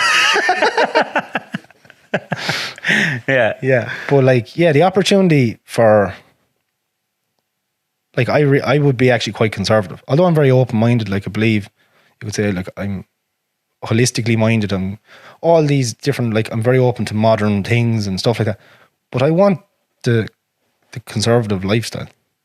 Like I grew up and people always said like you're an outlet in a young man's body. Like I should have been born 50 years ago and I would have been happier. I don't like modern life. Like I had to go into Limerick City today for something, and it actually is nearly not overwhelming like it's in I have anxiety or something. Just don't like it. Don't like the feel of it. It's just fucking people everywhere and they all look, I don't know how to even put it, like, but they're just the fashion, the attitude of people is like going into shops and the way people serve you now is just like you'd be like here, like smile wouldn't kill you. It's bad. Like say hello, how are you today? Here's your change. So, but what makes you think you won't find a woman that's like-minded like you? Oh, I know I'll find one. I've pure faith. Like, hey, the only thing that got me this far in life is faith. Are you religious? Not gonna say I'm religious. I'm spiritual, maybe. Some people would say that's a cop-out. It is a bit of a cop-out. Like, I don't go to mass, but I'd say I have a lot more faith than the ones who do. I have serious faith, like, and it's the only thing that actually keeps me going. And I'd be very open about, do you know, like. This is going to seem a bit, I don't know, hypocritical or something, but like, say, you married a Protestant. I did. I wouldn't. You're not a Protestant. No. You have a very Protestant name. I do. So have I, David. Yeah, I do. But is that because you just wouldn't, like, culturally, or just a faith standing that you're taking? A faith standing culturally, like, it's like, I don't go to mass every day, but if I had kids in the morning, I would bring them as I was brought because they deserve the education of it. But you didn't like your education? The education of school. Or sorry, the education of, I'm after getting mixed up there, the education of going to mass. Oh yeah. Their education of their religion. Because out of anything I was taught in life, genuinely the only thing has kept me alive and kicking and walking, and always, no matter how bad things get, is that I know that there's a purpose for it. And I believe there's a purpose for it. In a Christian point of view. So why don't you go to mass then if you're that? Because I never found my answers there. So where'd you find your answers? You find them when you're in fucking bad need, like, and you call for it, like, do you know? Like, I would be one of those people, if you found me in the field, like, I could literally be having a chat with my dad. Has he ever chatted back? I would like to hear the voice in the middle and I go, well, Maurice, how are you? But like, you get signs, I think, and you get help. And if I don't mean like you'd literally be walking along chatting away, but like you'd ask for direction, and it actually is very helpful. Like, it's the only thing that has kept me going over the years. Is it because you spend a lot of time on your own? You do spend a lot of time on your own? Cruel long time. Like, it's me and the dogs and that's it. But I'm very content at it. Like, seriously content. Like last night now. So do you not get lonely? No. Ever? No, I don't depend on anyone to make me happy. Do you know what I'm saying? Like, I'm not happy in the presence of someone, and I'm not unhappy without the presence of someone. Like last night now, I suppose I was gathering my thoughts for this today. And it was just a real nice clear evening. I went up, I fed the cattle in the field, and I went up with the 2 dogs. Well, they weren't even with me. I just sat up the top of the field in the grass, and I was looking, like, where my place is, I'm kind of in a V, and you can see all the way out to nearly Burr, if you want to say, like, it's out the V. You're looking across top of Tipper area, whatever. And they just come up and they lie beside me, and we sat there for an hour and a half. And it's that typical thing where a woman would say, what do you think about? None. Do you know what I mean? Like, I was just there, just blank. It's just the sounds of the birds, and you see bats because it's getting dusky. And you see beacons going everywhere because silage is just going mad. And it's just pure peace, like. What the fuck more do you want? Yeah, that's cool. I often thought about stuff like that because I would live a very busy, you live a really busy life. Yeah. But I have had the other side of it. And I often wonder, what is freedom? Like, is freedom doing what you want, going where you want, getting up on your own, going to bed on your own? Is it freedom or loneliness? Freedom, like, if somebody asks me what freedom is, it's deciding when you get up and when you go to sleep. I think that's real freedom. But people, like, it's mad, like, with the online thing, you get so many comments, because I don't know if you've seen, I've done some voiceover videos about, look, I'm not that philosophical, but I kind of am in other ways. And I find it very hard to be vulnerable and share that with people. But I know people actually really appreciate the amount of messages you get, and they're like, geez, that completely changed my attitude today, and whatever. And, you know, it's that thing. But you get these people that are like, oh, well, if you were really like that, you wouldn't be online. Well, I have the ability to separate them. Like, online to me means nothing. If they delete all them apps in the morning, my life only gets easier. As you said to me, my life only gets easier. I'm not getting big fancy sponsorships. I've turned lots of them down. This is only the second podcast I've done. I don't share myself willy-nilly. But you'll see lots of these wankers in Ireland who are the socialites, who are the influencers. And they will literally promote competitors one week after the next.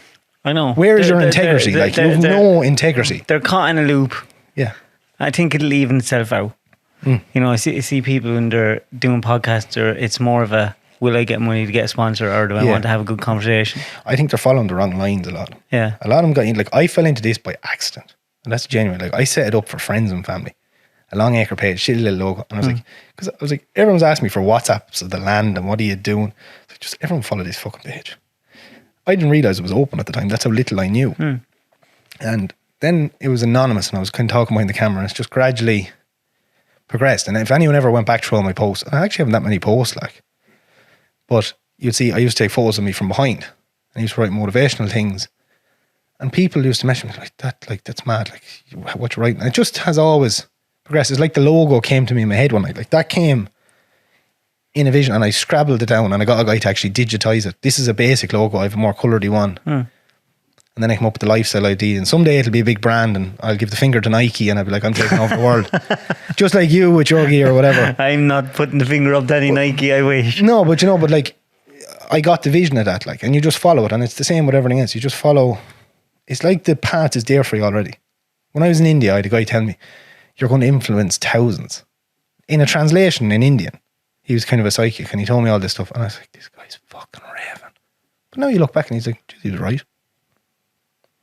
He was actually right. Like I have a couple of videos there, like, they have big views. They've gone around where I've done rants about, you know, all the bullshit that's going on, whether it was COVID or anything. I'm very controversial, as you've probably seen in some of the videos. Well, see, I don't.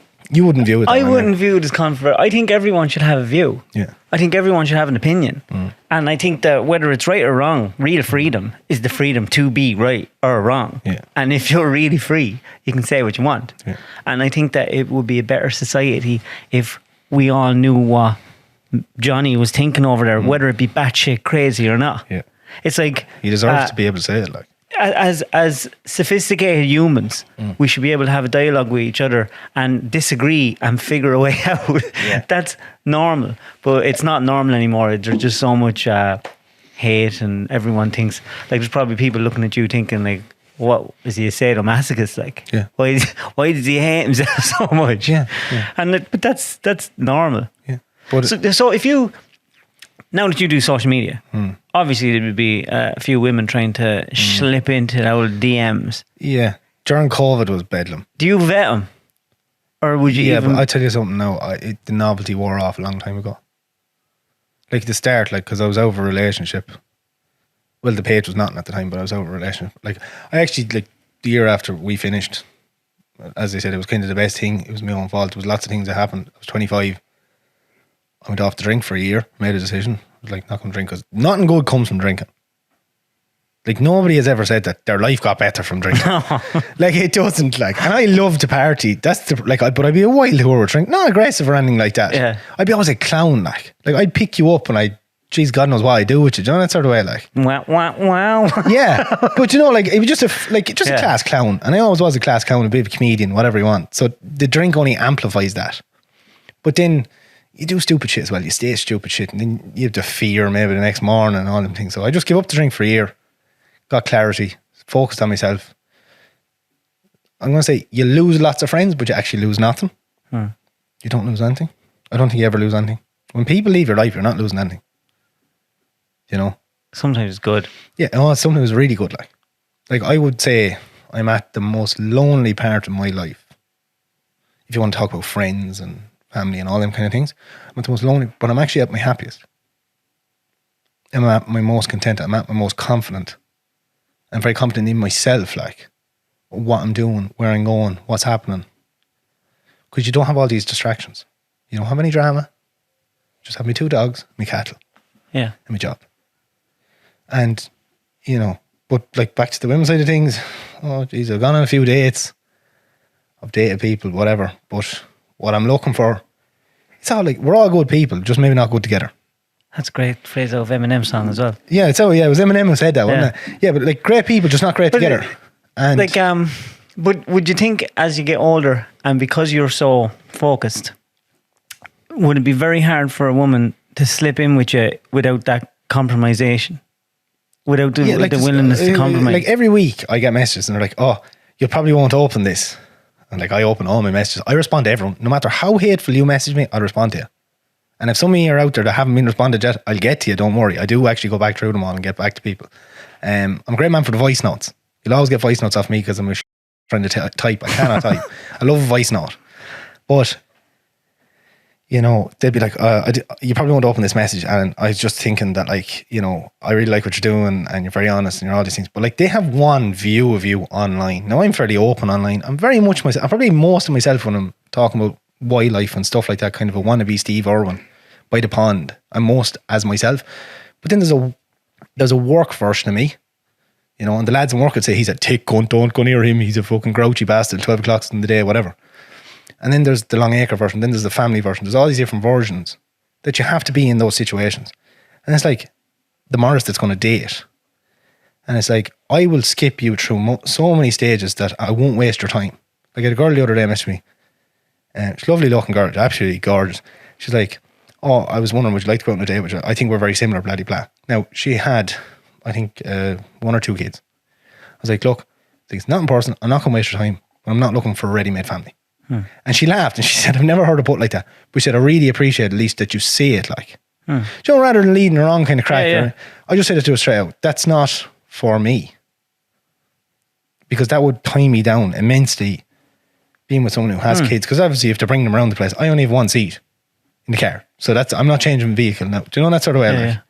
It's not my time for that stuff. And I do, not that I want a perfect life, like, but I want to try and... What do you consider a perfect life? There's no fucking such thing as a perfect life, but I want to find a partner who emulates what I want in life. Morally, integrally, and all that kind of stuff. I really don't care about looks. Did you ever hear the saying that the relationships that work are the ones that are different? Yeah, there's that. But then within reason. So like, after the pandemic helped me study a lot of people and how people's behaviour and stuff like that. Like if I had the opportunity, if I had the brains to go do it, I'd love to do psychology or something like that. I find people fascinating and to watch how people interact and how people are fascinating. They are fascinating. Like people are truly, and if you're anyway empathetic or an empath or whatever, if you can touch in on what people feel, you know so much about people when you meet them, what you can read off them like. Do you think you know yourself? I probably don't know myself at all. Sure, I'm mad. But isn't it mad that every one of us are 3 people? Yeah. You know, we have our... your inner dialogue, like. Yeah, like we have our public life that we show to everyone, you know, that you're walking down the street, and then you have your private life that just your family and close friends, and then you have your secret life. Yeah. The life that your inner thoughts that if your wife was sitting there and heard it, she'd go, what? Yeah. Jail! I'm ringing the guards. Or it's like, what's the people always say, you know, don't judge me how I work with cattle. Or if I said that to you working with cattle, forgive me. Like, you know, it's that kind of, when you let the demon out, you're like, fucking, you know. So there's that element. But like, I suppose, so after the pandemic, like me personally, I'm looking for someone who is unvaccinated. I wasn't vaccinated during the pandemic. I didn't take part in any of the nonsense of the pandemic. And this is going to upset. There's people now and their little hairs are tingling on their neck. And there's not too many following me now, to be fair, like I that. do know they're still out there because I seen them today wearing masks in shops and stuff, and they're still out. Still out there, the horse. Delude. Did you get in trouble over the masks? I did. A few times in the shop. Oh, geez, lots of run-ins. And checkpoints. I had great fun with checkpoints. I travelled the length and breadth of this country through pandemics. Through the lockdowns. And I went up to every checkpoint, said, Gerd, here's my passport. This entitles me to travel within the bounds of this fucking country. And that's it. And did they stop you? Oh, they did. And many of them told me to turn around. And then I made my own letter. I said I was a wildlife rescuer. Long Acre lifestyle. At your service, Ace Ventura, head detective. And I went around with a crate for poultry in the back. I said, I'm going collecting a duck. The guy buy a car. A duck? A duck. But there was one real good story. I was on my way over by Lahinch one day. I was going over actually to collect ducks. There were mallards that were off a shooting place. And there was Bangarda. She's good looking on too now. And I was kind of like flirting with her. She wasn't having any of it. She's like, where are you from? And I was like, wherever, Tipperary. And she goes, you can turn around here. We're going to make a spy. We're going to turn around and go back. I said, I'm not. I said, I'm going collecting ducks. She said, ducks? I said, yeah. I said, well, let her here. I'm going collecting ducks. She said, you are in your bollocks. I said, the crate's from the back. So she let us through anyway. And I'm coming back. And it was the far side. Outside. I think it was outside Ennis actually is where I was. Yeah. I said, sorry, could you get your colleague there for me? I said, I was supposed to check in with her on the way back. And your man goes, oh yeah, no problem at all. Carol, whatever her name was, come over here. And I hit the fucking cage as an elbow. I said, ducks, I told you. And she just started laughing, like, you know, that was just one of the occasions. But the shops and stuff, it got very intense, like. And businesses, like, you couldn't go into a pub, you couldn't go into a restaurant. You're left outside like a dog eating. In the rain. It was really interesting how they played everyone off each other through fear. And how family and friends behaved. And workplaces and stuff. But what would bother you more is all the people who were promoting online on RTE, your politicians. I think it opened a lot of people's eyes on media. Yeah. But I would like to see them all held accountable for their recommendations on other people's health. Well, they won't. Because you see Tubridy there, the Scot. How many Fridays was he there? Almost lambasting people and guilt-tripping people to, you know, you should be protecting the rest of the nation. Where is he now to talk to all the people who have myocarditis and but you have problems? He was. I'm just using him as an example. He was getting paid nearly astronomical money. But they have no integrity. They have no morals, those people. No. Like, it was raised in the Dáil lately. Like, Ireland's death rate now is 4 times higher than the rest of Europe. We've had a 25% increase in deaths in this country, primarily heart attacks, and it's not from fucking climate change. And do you get, say... It was Matty McGrath announced that in the Dáil only about 2 weeks ago. What you're doing, farming-wise, is there a lot of control? Do you see a lot of control with There's crowds. Sure, look at the Dutch. They have now it's been fully announced now, so they're going to close down. It's about 3,000 farms in the Netherlands. So world population is rising. We need more food than ever before, and they're closing down farms. And Ireland is next on that hit list because we're one of the guinea pigs of Europe. Any of the mandates, laws, new regulations, it's all first trials in Ireland. Why is that? Because we're fucking Egypt. No backbone. Government or everyone? The people. Should the people allow the government? You look at the French. They don't allow their government to do things. Do the government have a lot of... The government, I would agree, they are the guinea pigs for Europe. Yeah. But because farmers are counting on grant money from the government, they don't like... That was when it was all went wrong. And all they're doing now is rising inflation. It's like the energy crisis. Ukraine. How did Zelensky get all his money if they're like, fuck, so anyone who's still believing the Russian-Ukraine thing, would want to go away and get their head examined. It's so weird. And all anyone has to do is go back and listen to any history lesson from World War I to World War II. You don't, the Cold War. They breached the NATO agreement. This is what it boils down to. They breached the NATO agreement. They put their own people at risk by poking the bear, which is Russia. Russia are rightfully defending their border. It'd be like me and a neighbour fighting over a fence.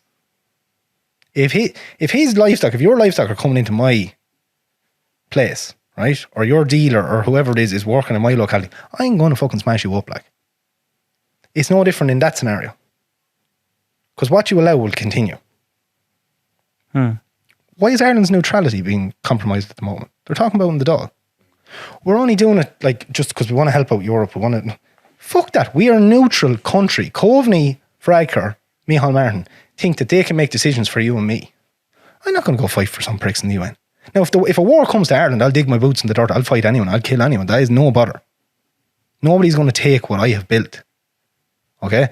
But I'm not going anywhere for the elites to play games. Say, you might think that. But if you look at most of the men in the country, do you think they'd have the same opinion as you? You know something? I have to laugh. Men will fight over a soccer match in this country. But during lockdown, they wouldn't fight for nothing. The farmers won't fight for anything now. And like I've been very outspoken about a lot of these things. I was part of different protests, part of different things. And we're just so weak as a country. Everyone's caught. Yeah, they're caught by the bollocks. Because Everyone's caught by the bollocks because if you have you lose mortgages and if everything. yeah. Like look at the Canadians. They close off their bank accounts and everything that time. You remember during the big like that Trudeau is lethal. That's another reason I'm actually very glad I left Canada. He is an asshole. He's unbelievable. Oh, him, Varadkar, Klaus Schwab, like they're all WEF buddies. They're all bum buddies. Nobody wants to say that, but that's reality. Like when do people, like it's shocking how much information you can put in front of your friends and family and they still can't see it. Like you really cannot make the blind see, like. See, we live in a social media world and there's too much of all information. Yeah. It's not like... But the propaganda is so strong, like. But it's on every end. Yeah. It's so hard to find the happy medium because it's either far right shit or far left shit. And like, if you go on YouTube, no, I do not believe in flour, right? Before anyone says it, right? Flour.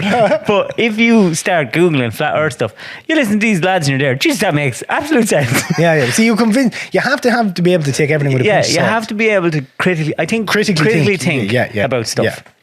But it does worry me how everyone's got so soft and nobody can critically think. And we take as gospel what these people that we have proven over and over that we can't trust them. Yeah. And we take it as gospel. Yeah. And I think that because of laziness and because of people wanting stuff for nothing, they want their governments. This is what most young people think now, right? Most young people think now that the government should give us everything. They should give us our food. They should give us our accommodation. They should give us everything. I don't want that. But the thing is, if you have your government giving you everything, at the blink of an eye, they can also take it away.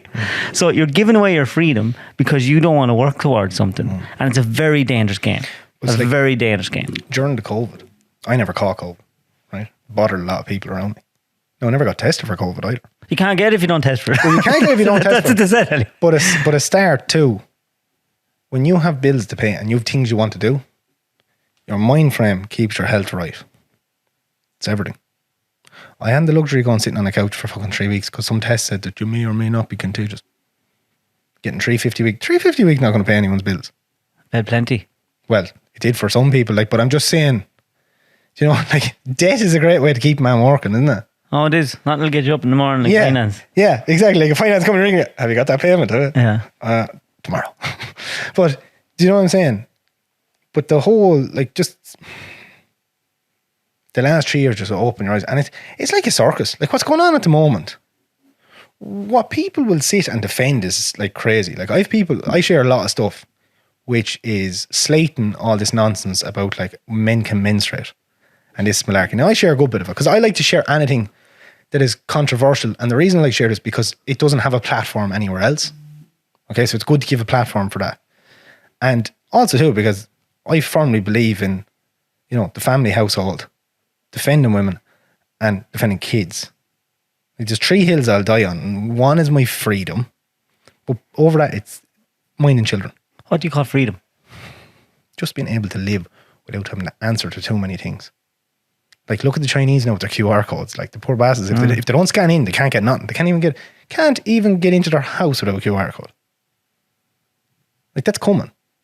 And people were calling us conspiracy theories. Like, we were truth people. Like, we're just showing you the truth. Like, they're wrecking agriculture in China at the moment, and people will tell you it's lies. It's not. They're restricting the amount of food available because when you control the food, you control everyone. There's 80 something thousand extra agricultural workers were employed by the state in China now to destroy crops of really small holders. Something similar to what's going on with the Dutch, really. That is going to be, it's going to cause a lot of problems. The last time the Chinese done something like that, I forget how many million people died. So, what do you think is the end game for all these people? Like, do you think that there is a, what they call it, a new world order? Do you think that it's... There's no thinking, it's there. You can look it up. Leo's a part of it. Do you think he knows he's a part of it? Yes, he fucking does. Do you remember when he was shifting your man in the nightclub and he looks, you're recording? That was their way. Do you reckon that was meant? Oh, I was fucking staged. That was their way, because it was the exact same time that the kind of hate speech bill was starting to get rolled out. Okay? That was when they wanted to be able to control the narrative more so online. So he was the bully target. They set it up. And he said, we can't have public people being victimized like this of their personal life. So we need now control to be able to delete certain things like that for people's safety. You have to be stupid not to see it. I never noticed that. And he just looked like, I'll never forget, he just looked at the camera. If someone was videoing me when I was young lad out shifting, I could have been staring at him. Where was the statement of his partner like? Was it his partner? No, it wasn't his partner. It was some young lad in a GAA jersey. But like, he looks directly at the camera. But where was his partner? Where's what you call him, Matt? Whatever his name is. I wouldn't know. I don't know. Anyway, but like, but then all of a sudden, like, look what's happening now. Where are comedians going to be when this hate speech bill, like you or me, like the stuff you say online? Yeah, you'd be lifted. In a day, like what the stuff you come up with, you and Garrett or any of them sitting in a van and you're a stupid cunt and fucking bastard crow this or sexy dick. But I in my head, I genuinely I think, because when you talk to a lot of people and you talk to a lot of people, 90% of people are normal. Yeah. But the people that make the most noise are that small percentage that are so loud online. Yeah. And I think that it's a storm in a teacup that is eventually going to break. I don't know. Like you can see TDs at the moment are really trying to stop it, but the problem is they're all too late and they're only doing it for a farce. Yeah, and look, the political system in Ireland and many other countries is a little bit broken. It's a cod. You know, you're just trying to get. It's a popularity contest to try and get in, and then when you get in, you're in the same loop as everyone else because civil servants run the country. Yeah, but they're all under the whip, and we're under Europe's whip. That's the biggest problem. But like, so what do you think is? And I think me and you are similar on this. Oh, I think so. Yeah. I think that the only answer to all these problems is for individually people to just to say what they think, and not say what someone else wants them to say for any reason. I always reply to people because people always say to me, "Oh, fair play to you for talking out." The whole way through the pandemic, like I lost so many thousand followers during the pandemic. But the worst thing was now, and it wasn't you, obviously, but I had people like you who were well-known people would message me, "Fair play to you for saying that online." And I'd be like, "You fucking cunt, say it yourself. Stop pretending. Stop trying to fit in. Stop because you're scared you're going to lose the endorsement. I had a lot of well-known people actually message me because of a video I put out or whatever, and they'd be like, "Fair fucking play to you." I'd be like, "Yeah, but you went on RT and told everyone to stay home, stay safe. You cunt." Yeah. And that's what you are like. Like, I have no respect for people.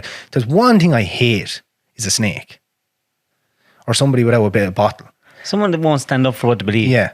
But like, you have to live your life every day. Like, the whole thing during the pandemic for me was live every day that your very existence is an act of rebellion. And it's the same with farming. That seems like work though. No, it's not work. Because you're just living your normal life. But you're just not going to succumb to the norm. Like, I'm not going to ever address a man as Mrs. It's not going to happen. And if you walk into a female bathroom and you have a bigger Adam's apple and bigger fucking shoulders than me, right? And you're walking in after little girls, I'm not going to allow that. But the problem is there's men there now. There's fathers out there and they're like, "Oh, sure, look, we just won't, like, just leave it, will you? Just leave it."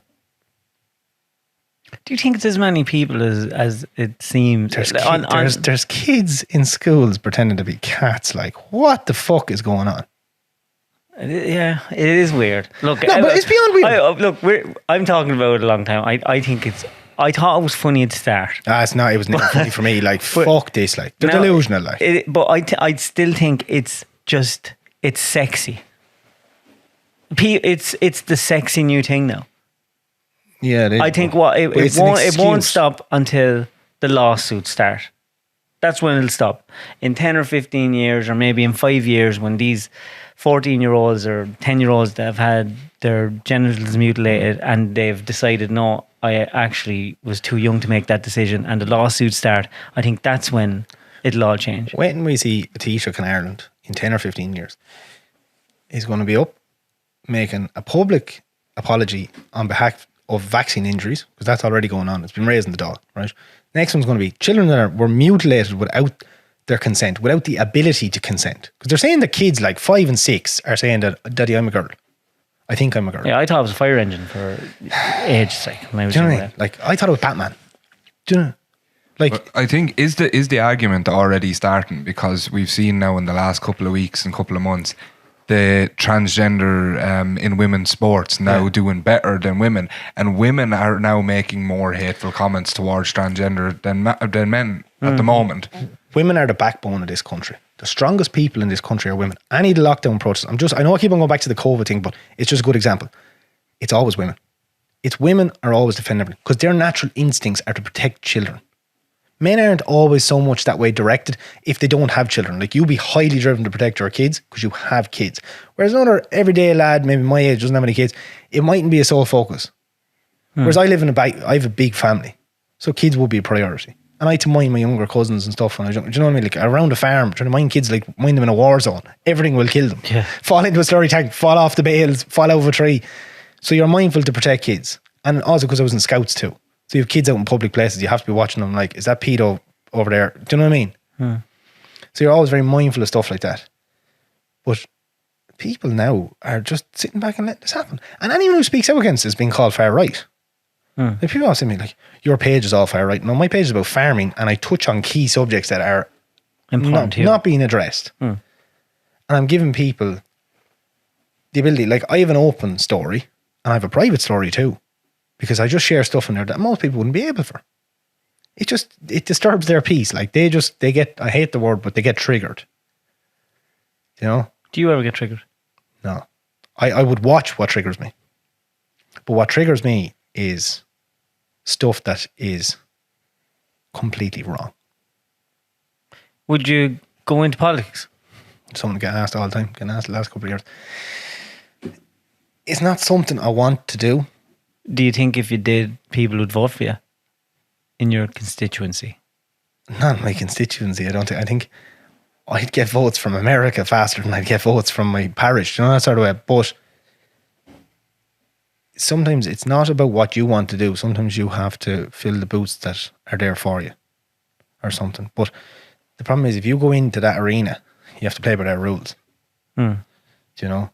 But like, I think I'm going to really watch how this whole hate speech thing goes. Like, that's scary. Like, you could see me getting arrested yet. Like, and I'd say my mother is an absolute dread of this. Like, because she knows I'm very principally based. Like, I will go on hunger strike. Like, I'm that principally based. Like, I'm not going to give in to any of this nonsense. What do you think is our biggest problem coming into the future? Breakdown of the family dynamic. The allowing of this stuff to be pushed in school, indoctrinated on children. See, people are going to message in the comments of this now. Like, he's homophobic, he's this and that. I have lots of gay friends. I'm not against them. They're against what's going on because they're under the flag. Now, okay, the flag has been slightly changed to really identify certain other things. But I know gay guys and I know gay women, and they contact me on the page because I've often shared the Gays Against Groomers thing. What does that mean? It's a page that are trying to explain how and why that children are being sexualized so much. And I invite anyone to go and check the agenda of the WEF for their next meeting. But their agenda for 2030 is to make an allowance for, I think it's like, it's something, it's almost like its own identity or its own sexualization of, say, older people being able to date young people. It's something to do along the lines of that. Did you see that? Maybe you can check the stats, but I seen something crazy. Like, there's 2 million children in the world. I've seen that. Yeah, it's about 80,000. 80,000 going missing, going over the border. Children. Yeah. And that's not on the radio and on the news every day. Imagine 2 million children. But look at all being trafficked. And that's not on the radio every day. Like, but that's one thing. But then look here in Ireland, right? We just talk about the homeless thing, right? Like, we know that there's a serious homeless crisis in Ireland. And the one thing that they're really stopping everyone from talking about is all the migrants. The Ukrainian women and children fleeing war, but they all have better tans than I do, coming from Azerbaijan or any of these places, straight off the bus. So there was a truck driver said to me lately, now I don't know how true this is, but he said, if you go to, I think it's Calais, is that in France? He said, if you go to the port of Calais, it's empty now. I said, I don't understand. He said, one time he said, do you ever see a grain shed, he said, full of rats? He said, they run everywhere if you went in at night time. He said, Calais used to be like that with illegal immigrants. He said, they're all gone. I said, right. I said, where are they all gone? They put them on Irish buses and brought them home here. He said, they're the lads that are in the hotels. He said it's empty. Now, I have no proof of that. I want to say that. See, that's the thing. It's a really tricky one, because if you look at the homeless problem in everywhere in the world is a problem, because that's a very difficult problem to solve, because you have a lot of mental illness problems, you have a lot of drugs, you have a lot of alcohol. If you stick to just the families, there is a lot of them. There is a lot of them. Yeah. And then if you go back on Irish history, if you did you ever listen to Bill Bryson's? Yes. Yeah. And like, there's always going to be people that need, you know, and you can't. How do you separate the ones that don't from the ones that do? You can't. And I've seen it in Canada. Like, it's really bad out there. They shut down a lot of the mental institutions. Yeah. This place called East Hastings. Any Irish that are in Canada know about East Hastings, because you could just use it for a zombie apocalypse film on the day. You wouldn't have to prep anyone. Just go down along the street with a camera, and you would think they're zombies, because they're all on spice and they're hanging like this, and it's very humbling to watch. Like, you think you're on top of the world, you can end up there very fucking fast. Couple of wrong decisions. Like, I never done drugs. It's one thing I'm very proud of. I used to drink a lot, and I actually gave up the fags there back in November after a long time. How'd that go for you? I'm still off them, and I'm not fucking sucking on a vape like most of the babies going around the place. Yeah, the puff bars now were huge deal, aren't Can they? I ask your opinion on something that you kind of touched on? This new map thing, minor attracted person. Yes, that's it. Yeah. No, that's it. Do you think our Fuck country that. is going to move to this? Slit your throat. Yeah, it's disgusting. Kill them. Every single one. If you think that's acceptable, that you're over, we'll say if you're over the age of 18, and if you think you can go anywhere under that barrier, anywhere, I don't care if it's a month, 6 months, 6 years, if you think you can go under that barrier. But do you see how they promote it? It's a way of desensitizing people from what actually you cannot use the word paedophile now. Like, it's you offensive. have to give. It's like you offended. I'll give you an offence. That's crazy. And even I will assault you. Like, that's not, there is no excuse. And there are people who are allowing this. This is what I meant to say there a minute ago. I share all this stuff, right? And there are men following my page the last couple of years. I think the page is there since 2019. And they've never interacted, but they're following that long. They watch all my stories. They don't like none. They've started coming out of the woodwork now defending this bullshit. And I just remember... Defending that? Yeah, they said, Maurice, why are you sharing all this stuff? Like, this isn't fair. You're very homophobic in what you're doing. And I said, no, sorry. I'm not saying anything about gay people. I said, I'm on about people who are forcing sexualization on children, giving them these books, which are explaining to kids how to suck each other's mickeys. Right? They were in Eason's. I know. They were in Eason's. Did you see the video? I did. They were in Eason's. These books are there. Now, they're being forced in the schools in America. They haven't quite got to that stage here, but it's on the way. But these guys messaged me, a couple of them, and like some of them I knew well. They're like, oh, well, here, leave it out. I was probably going to watch this podcast. Oh, he's fucking on about me. You're only one of many, right? But there's a couple other ones who got very forceful, like, you have to let people be themselves. And I was like, sorry, does that turn you on? What do you mean? This is what I said to him. I said, do you think that should be allowed? Do you like seeing children getting awkward? Like, the kids know that a man is a man and a woman is a woman, but you're trying to tell them lies, like. They don't naturally go that way. Oh. They're influenced. And the mutilation now that they're suffering. Like, you look in America and just watch some of the stories of the people who were part of the early on start of this stuff, who now regret their decisions and their lives are destroyed. And just listen to the men who got conversions and the health implications they have now. Like, they have a gaping hole that isn't really functional, that they have to clean every day, that they can't close it up now. They can't seem to do anything with it. They're just left as a mutilated corpse. It's nearly as bad as what the Nazis done to people during their experiments. This all boils down to, and you see Elon Musk touching on it as well. They're pushing the fact that we're running into like an overpopulation crisis when we're actually running into an underpopulation. Yeah. We're running into an underpopulation crisis. We're also running into a crisis of a lack of work because everything is getting so automised. Now, I can say that if there's a tractor broken down in the field with a puncture, you're not really going to get a fucking robot to go out and find it. I can just about find some of these places some days, right? And work in the mud and the cow shit and you know the what rain. scares me about the future the most now? AI. Yeah, AI, like, yeah, but it's where I'm getting to. So, look at all the tech drop-offs, like all the jobs that were lost after COVID. They didn't need them because they have all these, look, I'm not tech savvy, but they have all these servers and computers now that can just do automated work. You don't need all those people in the office typing down stuff anymore. Like, Look, I heard Google's new AI ringing and booking a hairdressing appointment, and you would not think that it wasn't human. So that's every PA, every person that works in an office, every secretary gone. And then when you think of AI and the intelligence, and that's really scary. That's terrifying. But as I said, so like, I remember when I was in school, they like, and you got this as well. Sure, if you don't go to school, you'll amount to nothing. If you don't get a good education, you'll amount to nothing. Now, I went to school and the lads all done really well, in fairness to them, right? Most of them are still living at home. Now, okay, granted, a lot of them live in Dublin. So, like, Dublin is, how the fuck are you going to live in Dublin? But education doesn't equal intelligence or anything. And it doesn't equal a life. And I think we're going full circle where it's the plumbers, the plasterers, the mechanics, all these guys, the engineers, they're going to be needed. Yeah. But, you know, like, and I just see from our own job now, and like, I'm just going to give them a call out. I work for Nina Tire Centre, right? Shout out to Nina Tires. Right? There'd be a big row between Nina Tires. Midland are going to hang Tires. you, David. Midland Tires, They're Luke hang and you. Niall Carey will be out and they'll be fucking war. They will. See, where will they meet halfway? We'll meet in Obama's for a row. Right. Tire bars at the ready, right? That'll be the job. That'll do. I think they've more men than us, but we're hardy goers, right? We used to be down in Maximus fighting. We're well used to it. Where's that? It's in Nina.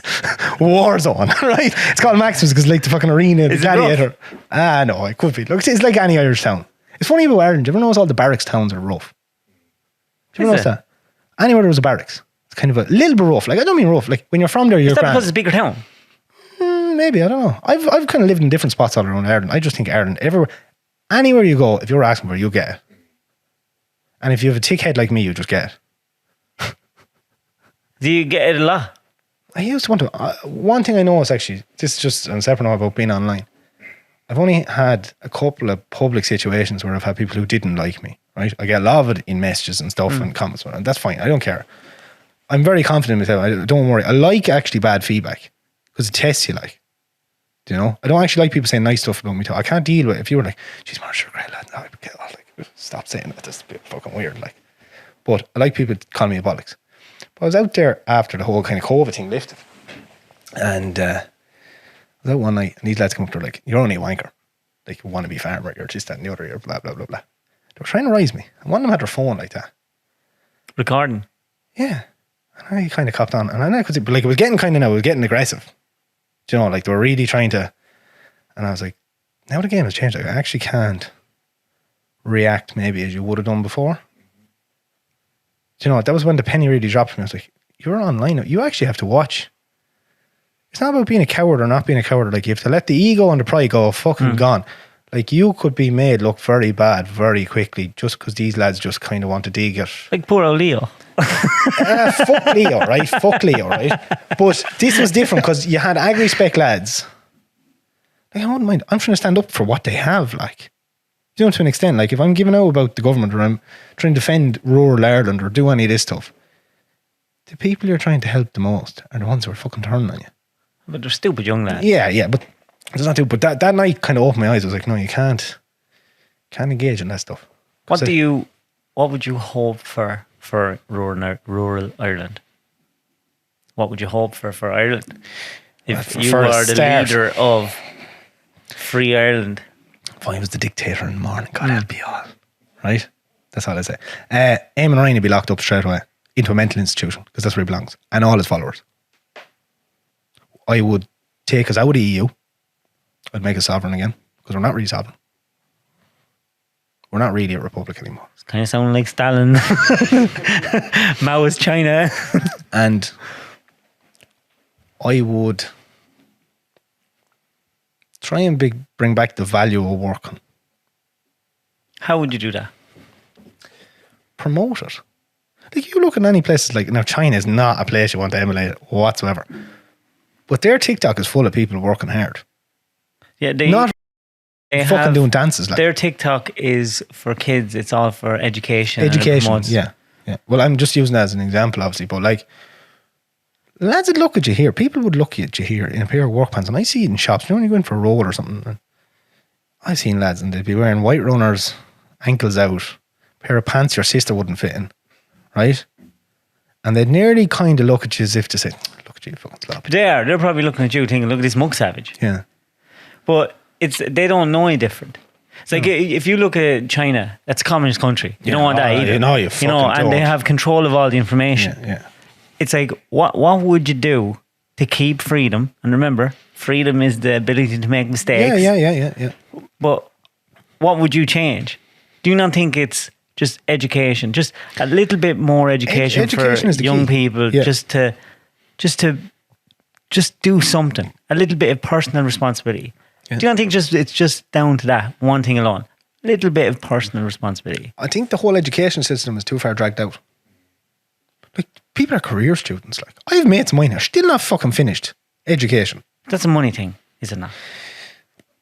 I don't know. But like, without sounding like China, but wouldn't it be great for transition year if everyone went to the army for a year? Sounds very like China.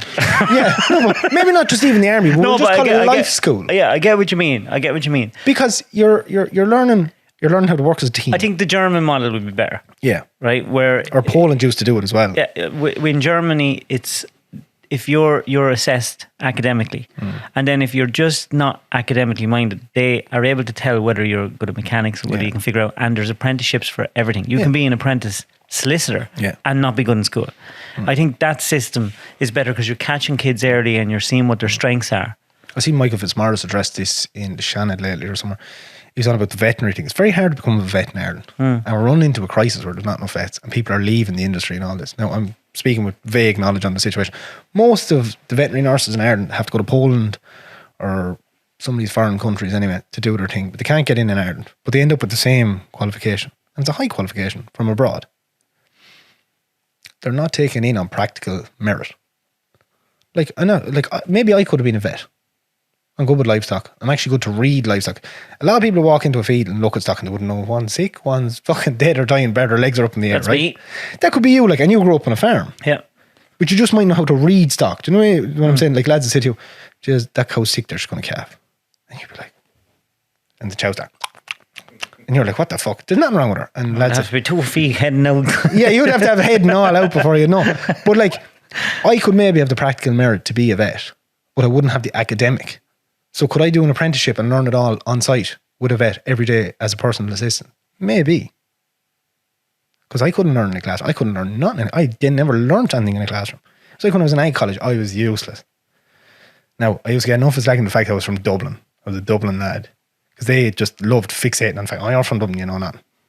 Even though I grew up on a big farm, like, my uncle's farm was a good sized farm and very efficient, well ran. Like, to me, he is God. Like, him and my adoptive father are who I try and Be like. yeah, to an extent, right? To an extent. Now, I'm probably a bit more all guns blazing in other ways, but skills wise, habits, stuff like that, they were very on the ball with what they done in life and how they ran life. And they were men and gentlemen at the same time. And my dad was an absolute gent. I'd only wish I could be as good as him, but I wouldn't have the patience of him maybe to that extent. But you see with the farming, like, you go into college, I'm useless at all the exams because I can't really write, not that way inclined. But in the practical, I was doing better than a lot of lads who were from farms. Knowledge-wise, I knew a fair bit because my uncle always was good to teach me. Do you know what I mean? I got the knowledge. Whereas other lads were at home and they just never really looked out the window because they mightn't have had the appreciation like you did for it because it's just out there every day. Whereas that was the thing I was good at, so I was fixated on it. Do you know? And that's why now, like, I have a very small place. Like, I've less than 12 acres, but I do a lot with it. Do you totally live off it? No, like, so you know, I have a job. But the plan is to eventually be able to have me potatoes, have me veg, have me bees, have me chickens, cattle, sheep, and run like a homestead, as the Yanks would call it. And to get it to maybe you can do farmers markets and stuff. It is only a hobby. Like, I got that place. I've done it all for less than having a house and a housing estate. So it's a house with a big garden, and you get to play around with it. But if they keep on regulating agriculture, which is what they're doing, and there's a lot of it on the way, there's serious problems on the way for farming, especially for small time farmers. It's going to get to the stage where people will have to decide that if you can't keep up with the regulations, it might be a case of cutting your tags. This is going to get me in fucking bother or something. But cutting your tags and keeping your stock as pets and fighting for them. But what you'll do is then you'll sacrifice the ability to buy medicine. You'll sacrifice the ability to trade. So you'll have to breed your own calves, kill your own calves, do all that kind of stuff. But what would be wrong with it? Well, it'd be fine if a lot of people were doing it. Yeah, well, like if they want to come up and shoot me, come and shoot me for doing it. But I'll do it if I have to. I worry about this sometimes for myself. So I do social media, you do social media, and you spend a lot of time on your own and you're doing your thing. And one of the reasons I've done this podcast is sometimes if you are dogmatically stuck to your own views and not willing to change them, that's a dangerous place to be. Oh, crow. Like I'm always willing. Well, I try to be able to change my opinion on stuff. But the more you spend time on your own, and the more frustrated you can get because you have such a love for it. Do you not feel you could I could be doing myself more harm than good here? Yeah, and there has been times I would say that I have done myself more harm than good. Absolutely, but that's why as I said earlier, I respond to everyone. I am speaking to people online, like I've never met them, and they're like, I know my best friend. Because I know them for years. And they'll question me on things. They're like, Maurice, why did you just fucking say that like that? And then we'll have a row. Well, not a row, but you'd have a debate. I love debating. Debating's healthy. But it's good, and it's good crack, and you don't get offended by it. And you don't get upset, and you don't throw a tantrum and they go, I'm not talking to you anymore. But it doesn't work online. Not in the comments. I don't respond to comments. I don't go onto my posts. Very seldom will you see me respond to good or bad comments. I don't even look at them. Because most people will defend you for you. I have followers who will attack people. Yeah. They will attack. Leave Maurice alone, he's a great lad. Because there's a couple of old women who maybe follow me, they're like, to think the sun shines out my arse. It doesn't. And I would never try and pretend it does, But when it comes to worldviews, political views, there are people who say to me, Maurice, this thing you shared last night, that's actually false. I'll put it up. Sorry, lads, I shared something last night. It's proven false. Sorry. But that's why I think dialogue... You have to be able to admit you're wrong, But that's why dialogue is important. Yeah. And that's what we're missing, with social media and stuff. Like if you were to sit down with someone that has an actual opposite view of you for whatever topic, and then you'll figure something out. Yeah. You'll find that happy medium. And I think that's the case with everything. So there's not enough. And that's the problem with politics, because everyone's on the same kind of... You have to be so open-minded. I won't say anyone's wrong because I don't know either. Do you know, I will always say, I know fucking nothing, Manuela, faulty towers. Me know nothing. Me know nothing. But me know nothing, It's like when I used to go work for farmers, and I suppose a lot of people who don't know me well, they'd always take off the impression that I am quite arrogant. I am cheeky. And it's maybe a bit bravado. It's maybe all them things. I'm not actually. I'm probably an extroverted introvert, really. When I used to go work on farms, and there's one thing I always say, I know about 10 ways to open a bale of silage. And lads would be like, what the fuck, you know? Every lad does it different. So when I was going to a farm, I was just, for the first day or two, let him show you how he wants everything done. And do it the way he wants to do it for the start, and then do it your own way after that. But learn how to adapt it. You're only doing things slightly different to he's doing. Because farmers are very independent. And because they only work on themselves most of the time, they can be quite narrow-minded and angry at times if you don't do it, because they're set in their ways. Because they are self-employed. They only have themselves to answer to most of the time. So I learned a lot from working with grumpy old men. Do you think most farmers are in the Illuminati? In the Illuminati. Are you in the Illuminati? You're from the Illuminati. I'm actually not. I started doing that years ago. Yeah, I remember. I used to drive people bulling. And then fucking the cat was out of the bag and they knew I came from a farm. Yeah. It was a fucking disaster. Yeah. Are you ready for the hard questions? Yeah, go on. He has questions and you fucker didn't even send them to me. Oh no, I never send these to anyone. They're well, I'll touch back on just for when you're rooting in your book there, right? You work away. That's what you were saying there. Do you know about learning to debate and stuff? That's what I want in a partner. I don't want a wife. You're going to get that anyway. Oh, yeah, but you get that anyway. But what I mean is although you want someone who shares your views, as in, I'm conservative, but I have liberal things as well, obviously, that I look at. But I could say something about, I want my kids all to do boxing class. And she'd be like, you're not making the girls do boxing. Fine, they can do karate. Let's compromise. Not they have to play with flowers. Well, while we're talking about compromises, so you're out some night, you meet this gorgeous girl, right? And you're talking to her and you go, God, this is the woman of my dreams. And she says, I'm as black as your boot. I'm a Protestant. No. And you just walk away. Yeah. You could be walking away From the love of your life. from the love of your life. Yeah. What's the reason? There's no real reason. It's just that, and this is nothing against Protestant. I don't want to get attacked by a lot of Protestants. No. So what I'm saying is Like, that kind of... We'll pick the vaccinated thing if you want. What do you mean? Like, if a girl was vaccinated after the pandemic. No, so just say it's like Protestant, vaccinated. Yeah. It could be a myriad of different things. If you have... Culturally, it can be a little bit different. Yeah, but if you have those things set in place as a reason, you're getting rid of your options. You are. But you're also saving yourself a lot of problems. But you don't know if you're going to have problems. Well, what I mean by that is like 90% of people now, and that would be a good number, would say they're a religion but do not practice. Yeah. They had the only culture they have is the same culture as you. Yeah. So I have cousins whose mother is Catholic and uncle is Protestant or whatever, maybe church. I don't know exactly how that works, right? And they are like, they used to come to mass with us because they'd be staying with us or whatever, right? But then they got confirmed in their own religion.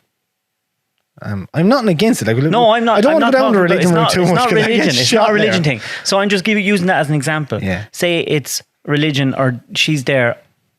The only thing I think, you should have gotten a vaccination. I think you're wrong. She says. Just say she says that to you. Yeah, that wouldn't happen. Because when it boils down to the whole vaccine thing, this is a massive row in Ireland. There's a lot of people split up over all this. And it's still going on. Sure, these arguments are still going on. But it's not about the medicine. It's not about the vaccine. I'm not against vaccines. Some are very beneficial, even in livestock, different things. I'm not like one of these, as we're depicted as crazy anti-vax nuts, right? It's not that. It was because I could see how susceptible people were to the manipulation, the coercion, the bullying, the propaganda. It was all that. So I want somebody who is independent in their thinking. And that if we had kids, no matter what, like the nonsense they're bringing out now, that they would have the critical ability not to put the children in harm's way. Like everyone knew we're just using it for an example. Everyone knew that the kids were the least susceptible to COVID. I don't deny the COVID was real. COVID was fucking real. It killed people, like. But so did the fucking jab that they got. There was two sides to the coin. We knew the kids were the least susceptible to getting sick. Why were people pumping that shit into them?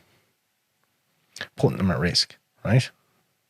There's women who had babies throughout the course of it, and it's been brought up lately. There's now young babies having heart problems, which was never going on before. It's been announced in the UK a lot lately as well. I wouldn't wish that on anyone. But they are slightly to blame for putting themselves at risk and putting a child at risk for that. Like, you don't smoke when you're pregnant. You shouldn't smoke. You shouldn't drink. You shouldn't even eat curry and stuff like that, am I right? Fuck off. I don't know, but I'm just saying, like, you're supposed I was pumping curry into Vicky, so I did it at the end to try and get the baby out. I have enough of this. Do you ever see Michael McIntyre? She says, sperm will help me induce pregnancy or induce labour. And he goes, I'm getting a blowjob. And she goes, can you not just come in the tea? Do you remember that years ago, Michael McIntyre was a gas whore? That's very good. Oh no, look, I'm just saying, leave your options open. You never leave know. your options open. The woman of your dreams could be right around the corner. I hope she is. She could be. I hope she's heaps of fucking money because I have a house that needs finishing. There you go. There you go. Are you ready for the questions? Go on. What's your first vivid childhood memory? First I'm going to say, David, get more comfortable chairs. I don't actually like this chair. These are nice chairs. I don't like this chair. I feel like, or maybe it's You're just... used to not living used to on a something fucking on your back. I think it's the microphone is putting me at... See, you're living too rough, you see.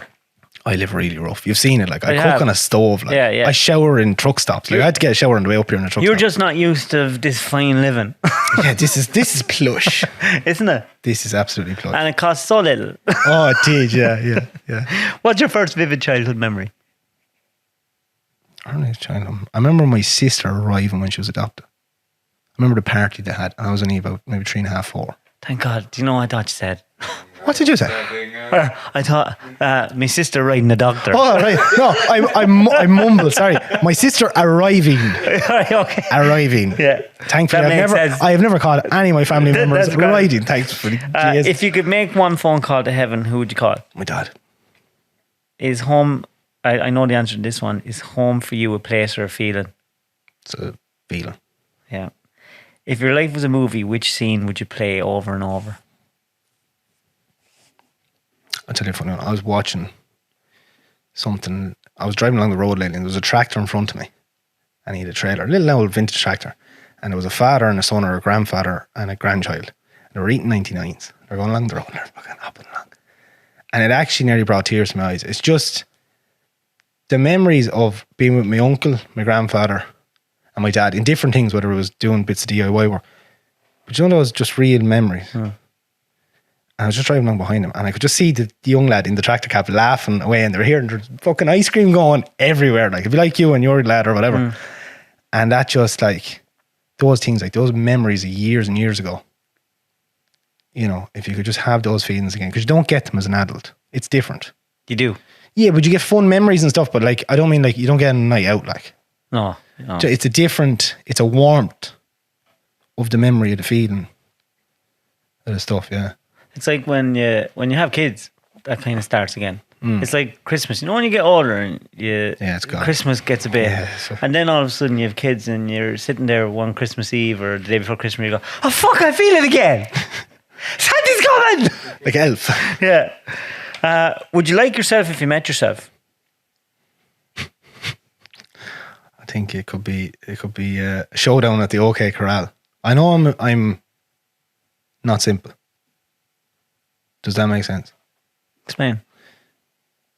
I don't do myself any favours in a social aspect. I don't think. Like Do you make it? Is that a conscious effort to do that? No, I don't think so. But then I'd often laugh at the lads that said, if you look unapproachable, people don't approach you. So if you walk with a certain attitude. Is that because you spend a lot of time on your own? No, it's not. It's just I just want to escape the world. Like if I ever get rich, like if I won the lotto in the morning, I promise none of you will ever fucking see me again. That doesn't sound like a nice life. It is though to me. Like you're like, as the Americans say, you're hustling to disappear.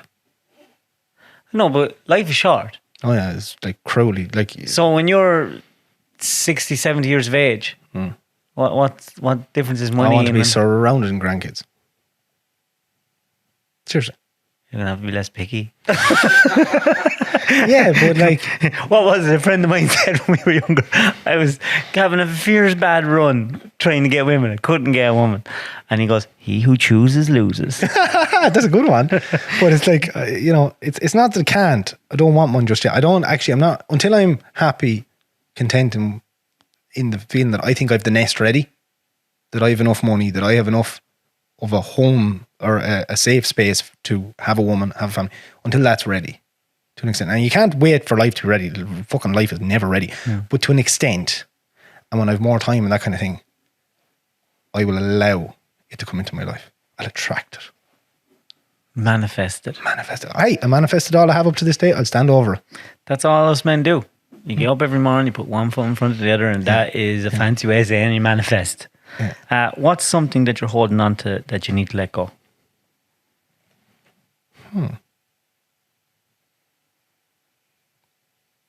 Caring about people too much and putting yourself in jeopardy because of it. Blood, family, friend.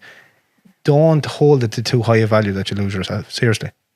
You have to learn sometimes that you're not a punching bag. And no matter how much you love people, it's not about getting selfish. Sometimes you just have to stop ringing. And if they don't ring you, just leave it at that. Friends, family, whatever it is. Just sometimes you just have to let it off. Just stop helping them? Yeah. To an extent. Don't cast pearls before swine. Yeah, whatever that means. But yeah. It means if you're trying to help someone, they're not listening, stop helping. Yeah, that kind of, yeah. If you had to ask one person a question and they had to answer truthfully, who and what would you ask? Will I ask someone about the flat earth thing? I don't believe it, so... How did they build the pyramids? That I don't know. No, that's a mind boggler now. Like. Yeah, Joe Rogan has severely chased that one. Yeah. I would say I would have liked to been able to ask my dad more things. You know, just before he gone. He was taken very quick and, you know, he was just gone. Do Didn't. I felt that was a robbery. Like It was sudden. it was in the space of 3 weeks. That was quick. Unreal. I watched him die like I was beside him. Just got sick. Yeah. Got surrounded. Got full of cancer basically. Like just magically had cancer head to toe. And when they told him, like they told him he was dying. Do you know that sort of way? I felt they bet him that way. I think they shouldn't have told him that. Didn't give him any hope. No.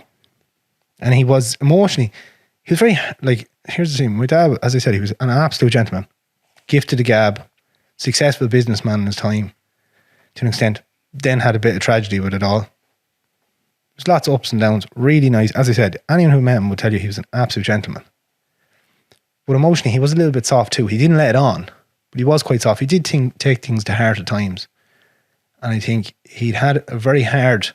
He got betrayed later in life, very severely. And it broke him. It broke his heart. He died of a broken heart is what I would always stand over and say it. And a lot of people who knew him would say that as well. He died of a broken heart. From his own family. Not by my mother or me or anything like that, but from his own family they betrayed him. And I watched that. You know, that's difficult. Did he, was he sick for a while beforehand? No. He just got unwell. No, he hadn't always the best of health, but this man was beaming for his retirement. Like, he'd gotten both his knees done. He got a shoulder injury. He'd had a life of hard knocks now. He was a tough man, but he'd had a lot of motorbike crash, car crash. He was in a couple of burglaries. He was not the burglar, by the way, but he was burgled. Damn. He was burgled and he was assaulted several times and different things and stuff like that. How did he tell you that he wasn't well? Or He'd been in hospital. It must have been a shock. Yeah, and the thing is, I didn't want to see him when he was in hospital because I knew when I met him, I'd know. I'm a little bit, I'm not going to say I'm psychic. I just know things sometimes. Do you know, it's like finding the land. It's like finding any of these things. I just knew that when I went to see him, I'd know what the outcome was going to be. And somebody said, you have to go see him. And I went and see him, and I knew. I said, about another week and a half. And I said it to someone. I said, a week and a half. Did he say that to you? No. Doctors? No. I said it to someone. I said, he's a week and a half. Stay with him. Yeah. I was up and down. I got very depressed one day after I went to see him. And, like, seriously, I've never been as depressed. Like, it was like shut down. Because I had to cope with the idea that I knew I was about to lose him. You know, and I felt selfish in the same time. Like, I was like, you know, there's my mum, there's my sister. Did you ring him or were you talking to him? We spoke on the phone and stuff. And then I went up, and for the last couple of days, I was up there. And as I said, I was there when he passed. But you're not sorry, though, that you were there? Oh, fuck no. No, and I told everyone, my mother will stand over this. I said to him, I said, he's about to go. About 5 minutes out. I said, you need to go get the priest. I could tell he was just, you could just feel it or see it or whatever.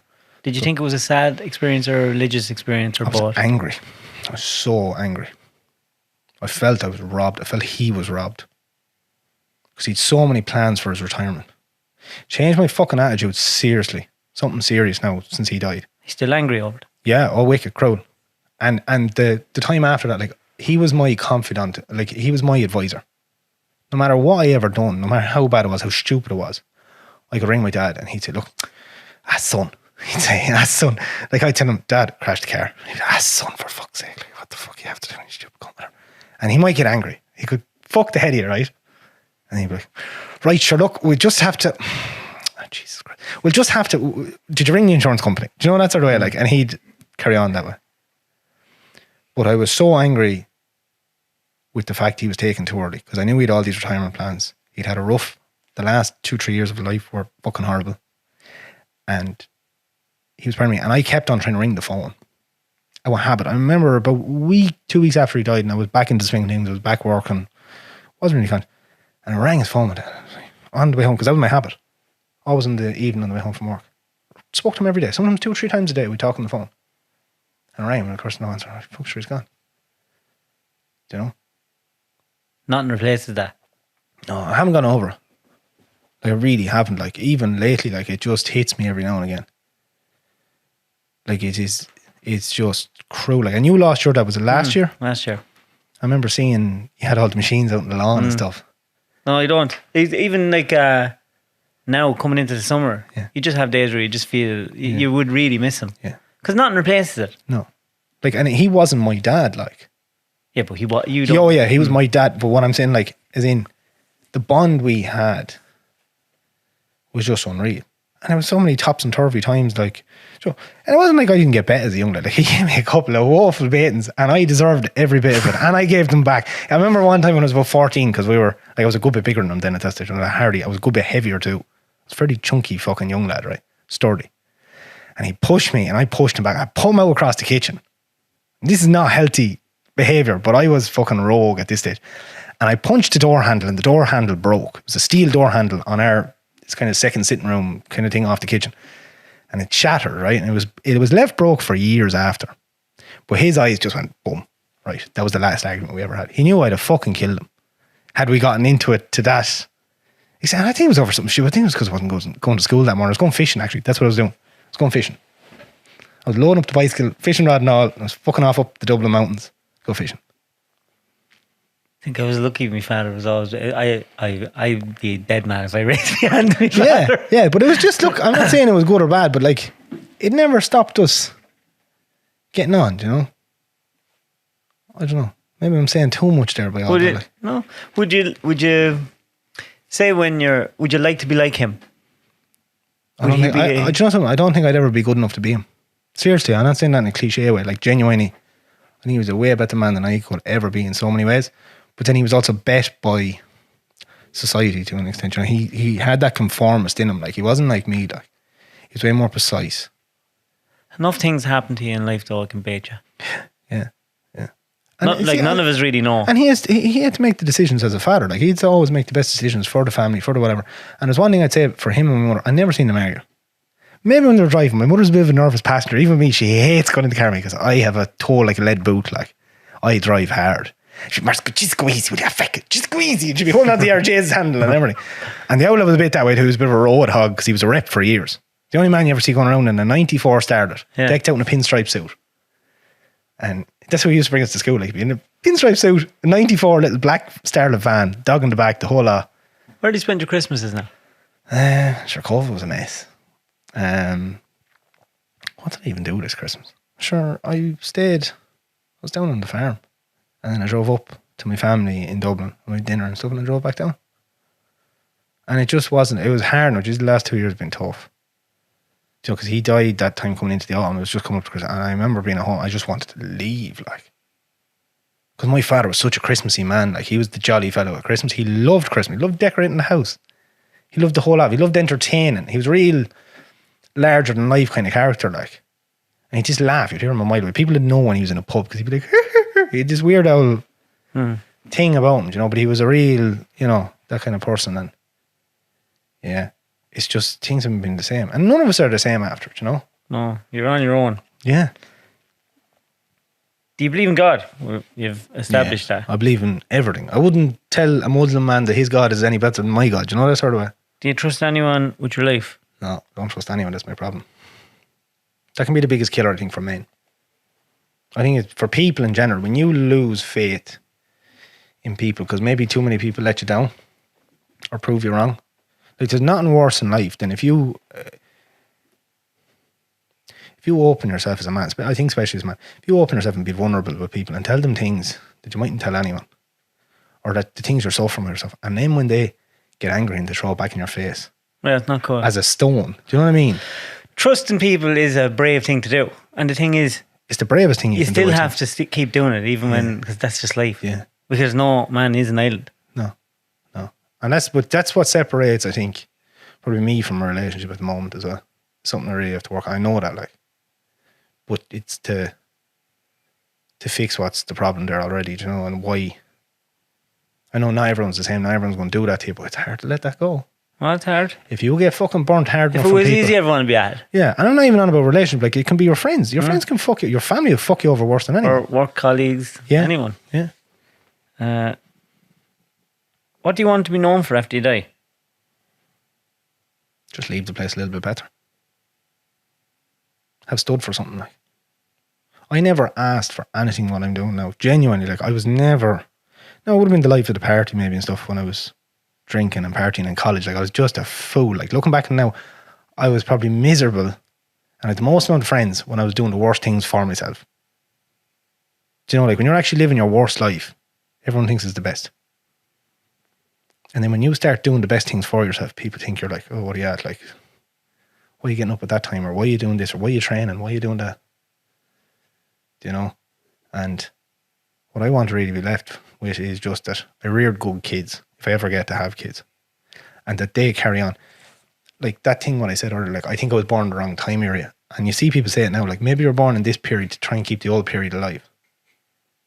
Maybe just in little conversations every day you get to spark a bit of something in someone. Do you know what I mean? No one can go back though. Can't go back. No, but like, as in, you try and keep like, not that I can offer more than someone else.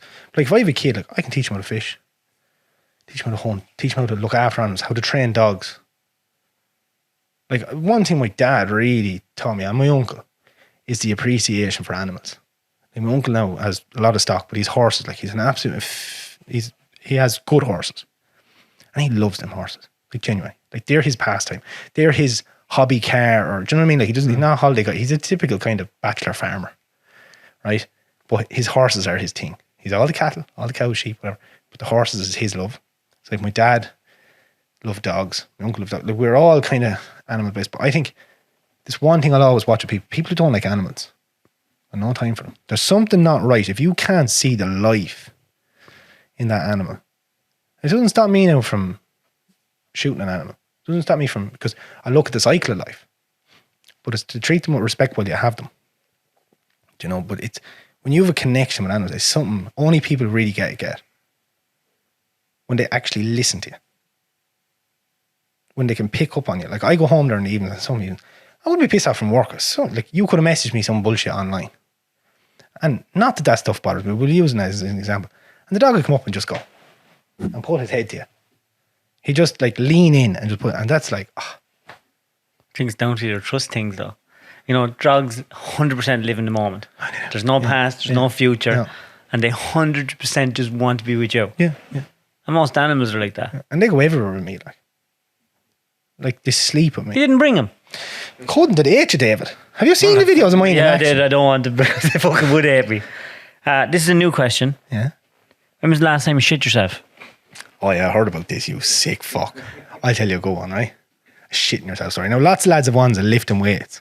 And I've come close, probably deadlifting. I used to do a lot of kind of gymming and used to do CrossFit and all that kind of stuff. And when COVID came, they kicked us out of the gyms. So that was the end of that. So that's a past tense. But years ago, I was picking stones for a guy, which is a laborious bastard of a job. It is, done it before. And I was on this farm. I was doing this now for weeks. Like it was on end because he was reseeding. I think it was about 120 acres at the time. And there was 2 wells on the farm. And he said, you can drink that one, but you can't drink the other one. And I wasn't really paying attention when he told me. So I drank out the wrong well. Needless to say, I got deli belly. Bad. Unreal. I was driving along the tractor. Jeez, I think I have a fire coming on. It was just water. Just water. It was destroy the tractor. Hey, fuck. It was like you poured 3 pints of Guinness out of the britches, right? This went on for 2.5 weeks. I had to work the whole time. Stop. The arse must have been burnt off. I couldn't do nothing. Couldn't stay with the girlfriend. Couldn't do nothing. Right? Seriously. Lose weight. I felt like one of these modern day transvestites saying they need a tampon. I could have done with a fucking tampon up my arse for it, right? But the cure of it, like, couldn't take any of these tablets, didn't work. I got really bad bacterial infection in my gut. And charcoal is what cured it. Bear Grylls. I was just watching an episode of Bear Grylls on that, and he goes, if you ever drink dirty water and you need to survive, eat charcoal. And I was like, did it work? Fucking did. I crushed up, burnt this bit of timber, it was a bit of a pallet or something, burnt it, chopped it up real fine, it was about a tablespoon, drank in a pint glass water, perfect next morning. You know that pallet would have been like treated with the worst. It wasn't like a blue fucking pallet, it was just a clean, dry pallet. I'm just thinking, it was a piece of timber anyway, burnt. And it worked. Yeah, so that's my shit story for you. I didn't shit it coming home from a date like you. Hey, Compressing problems makes them worse. Compressing a fart makes it worse. I know. Look, I learned my lesson. I'd say you did. Right now, if I need to go, I just go. Especially in the woods. So I remember all them Snapchats of you just shitting in the woods. I know. Isn't it mad? Most of the things that I done back then, I'd be banned for now. I would, yeah. Hence where you are. Where I am here. Onwards and upwards. What's the future for the Long Acre? I don't know. I had a website. It's closed down at the moment, pending money. We won't say it works. It's pending money because it takes money to make money. It does. So- Speculate to accumulate. Yeah. So I won't sell my soul to certain things that have been offered. I always want to have as my own brand, and I will continue to pursue that without signing up for anything else. Well, Maurice, thanks a million for coming. Thanks for and I having me. admire your honesty. Samantha's like, I'll be sorry all the honesty afterwards, but you know what? People might take a bit of kind of food for thought. It might help someone. Like we said, all any of us have is our honesty if and our there's integrity. one thing I can finish with, it's just, and I'm saying this to lads out there, like, because I have spoke a lot about mental health and stuff on the page. I've put myself in some awful situations, and things have been really dark, and I haven't touched on them here, and I never will touch on them, how bad things can get, but you've all been there. And the main things, problems are temporary. It's only today, it's only next week, it's only for a month, a year, whatever. Don't make permanent solutions to temporary problems. It's not an answer. Like, killing yourself is never an answer. And this is a big thing. You see a lot of celebrities are like, oh, guys, you have to... Now, a lot of them are doing that for clout. But a lot of them are saying it too from a truthful place. You look at Tyson Fury, you look at Paddy Pimblett, you look at any of these guys. You can come back from the worst time of your life. I just used that story earlier on of being accused of that shit when I was younger. And, you know, I actually feel a lot better for saying that today because it's never been something I've been open about. I've had to tell girlfriends about it and be honest with them, you know. It's a horrific thing to do to a 16-year-old. Yeah. But I also, as I said, I seen there was one other guy around the To same any time. year-old. Then. And I had to talk a mate of mine. He was accused of something else. Now, that was a different scenario. But he was going to do something that was going to be permanent. And, you know, you don't want to see anyone do that. No. You really have to, no matter how bad it gets, I promise you it gets better. It always gets better. And it is for a purpose. There is a purpose. Like, you get forged in the fucking fire for now, like people could look at my life now and say, geez, you're lucky as hell, aren't you? Look, people always look at the videos, look at the cows, the grass, the all. If I showed you each step, would you be willing to swap? Because things come at a cost, and it's not financial. You pay for it early in life and you get rewarded later. And that's the way I look at it. So I'll finish with that. Delayed gratification is how you survive in Yeah, life. Isn't it? but definitely do not make permanent decisions for temporary problems. Just don't do it. It's a great way to end it. Thanks a million, Maurice. Thank you. Gentlemen. Good luck. Good luck.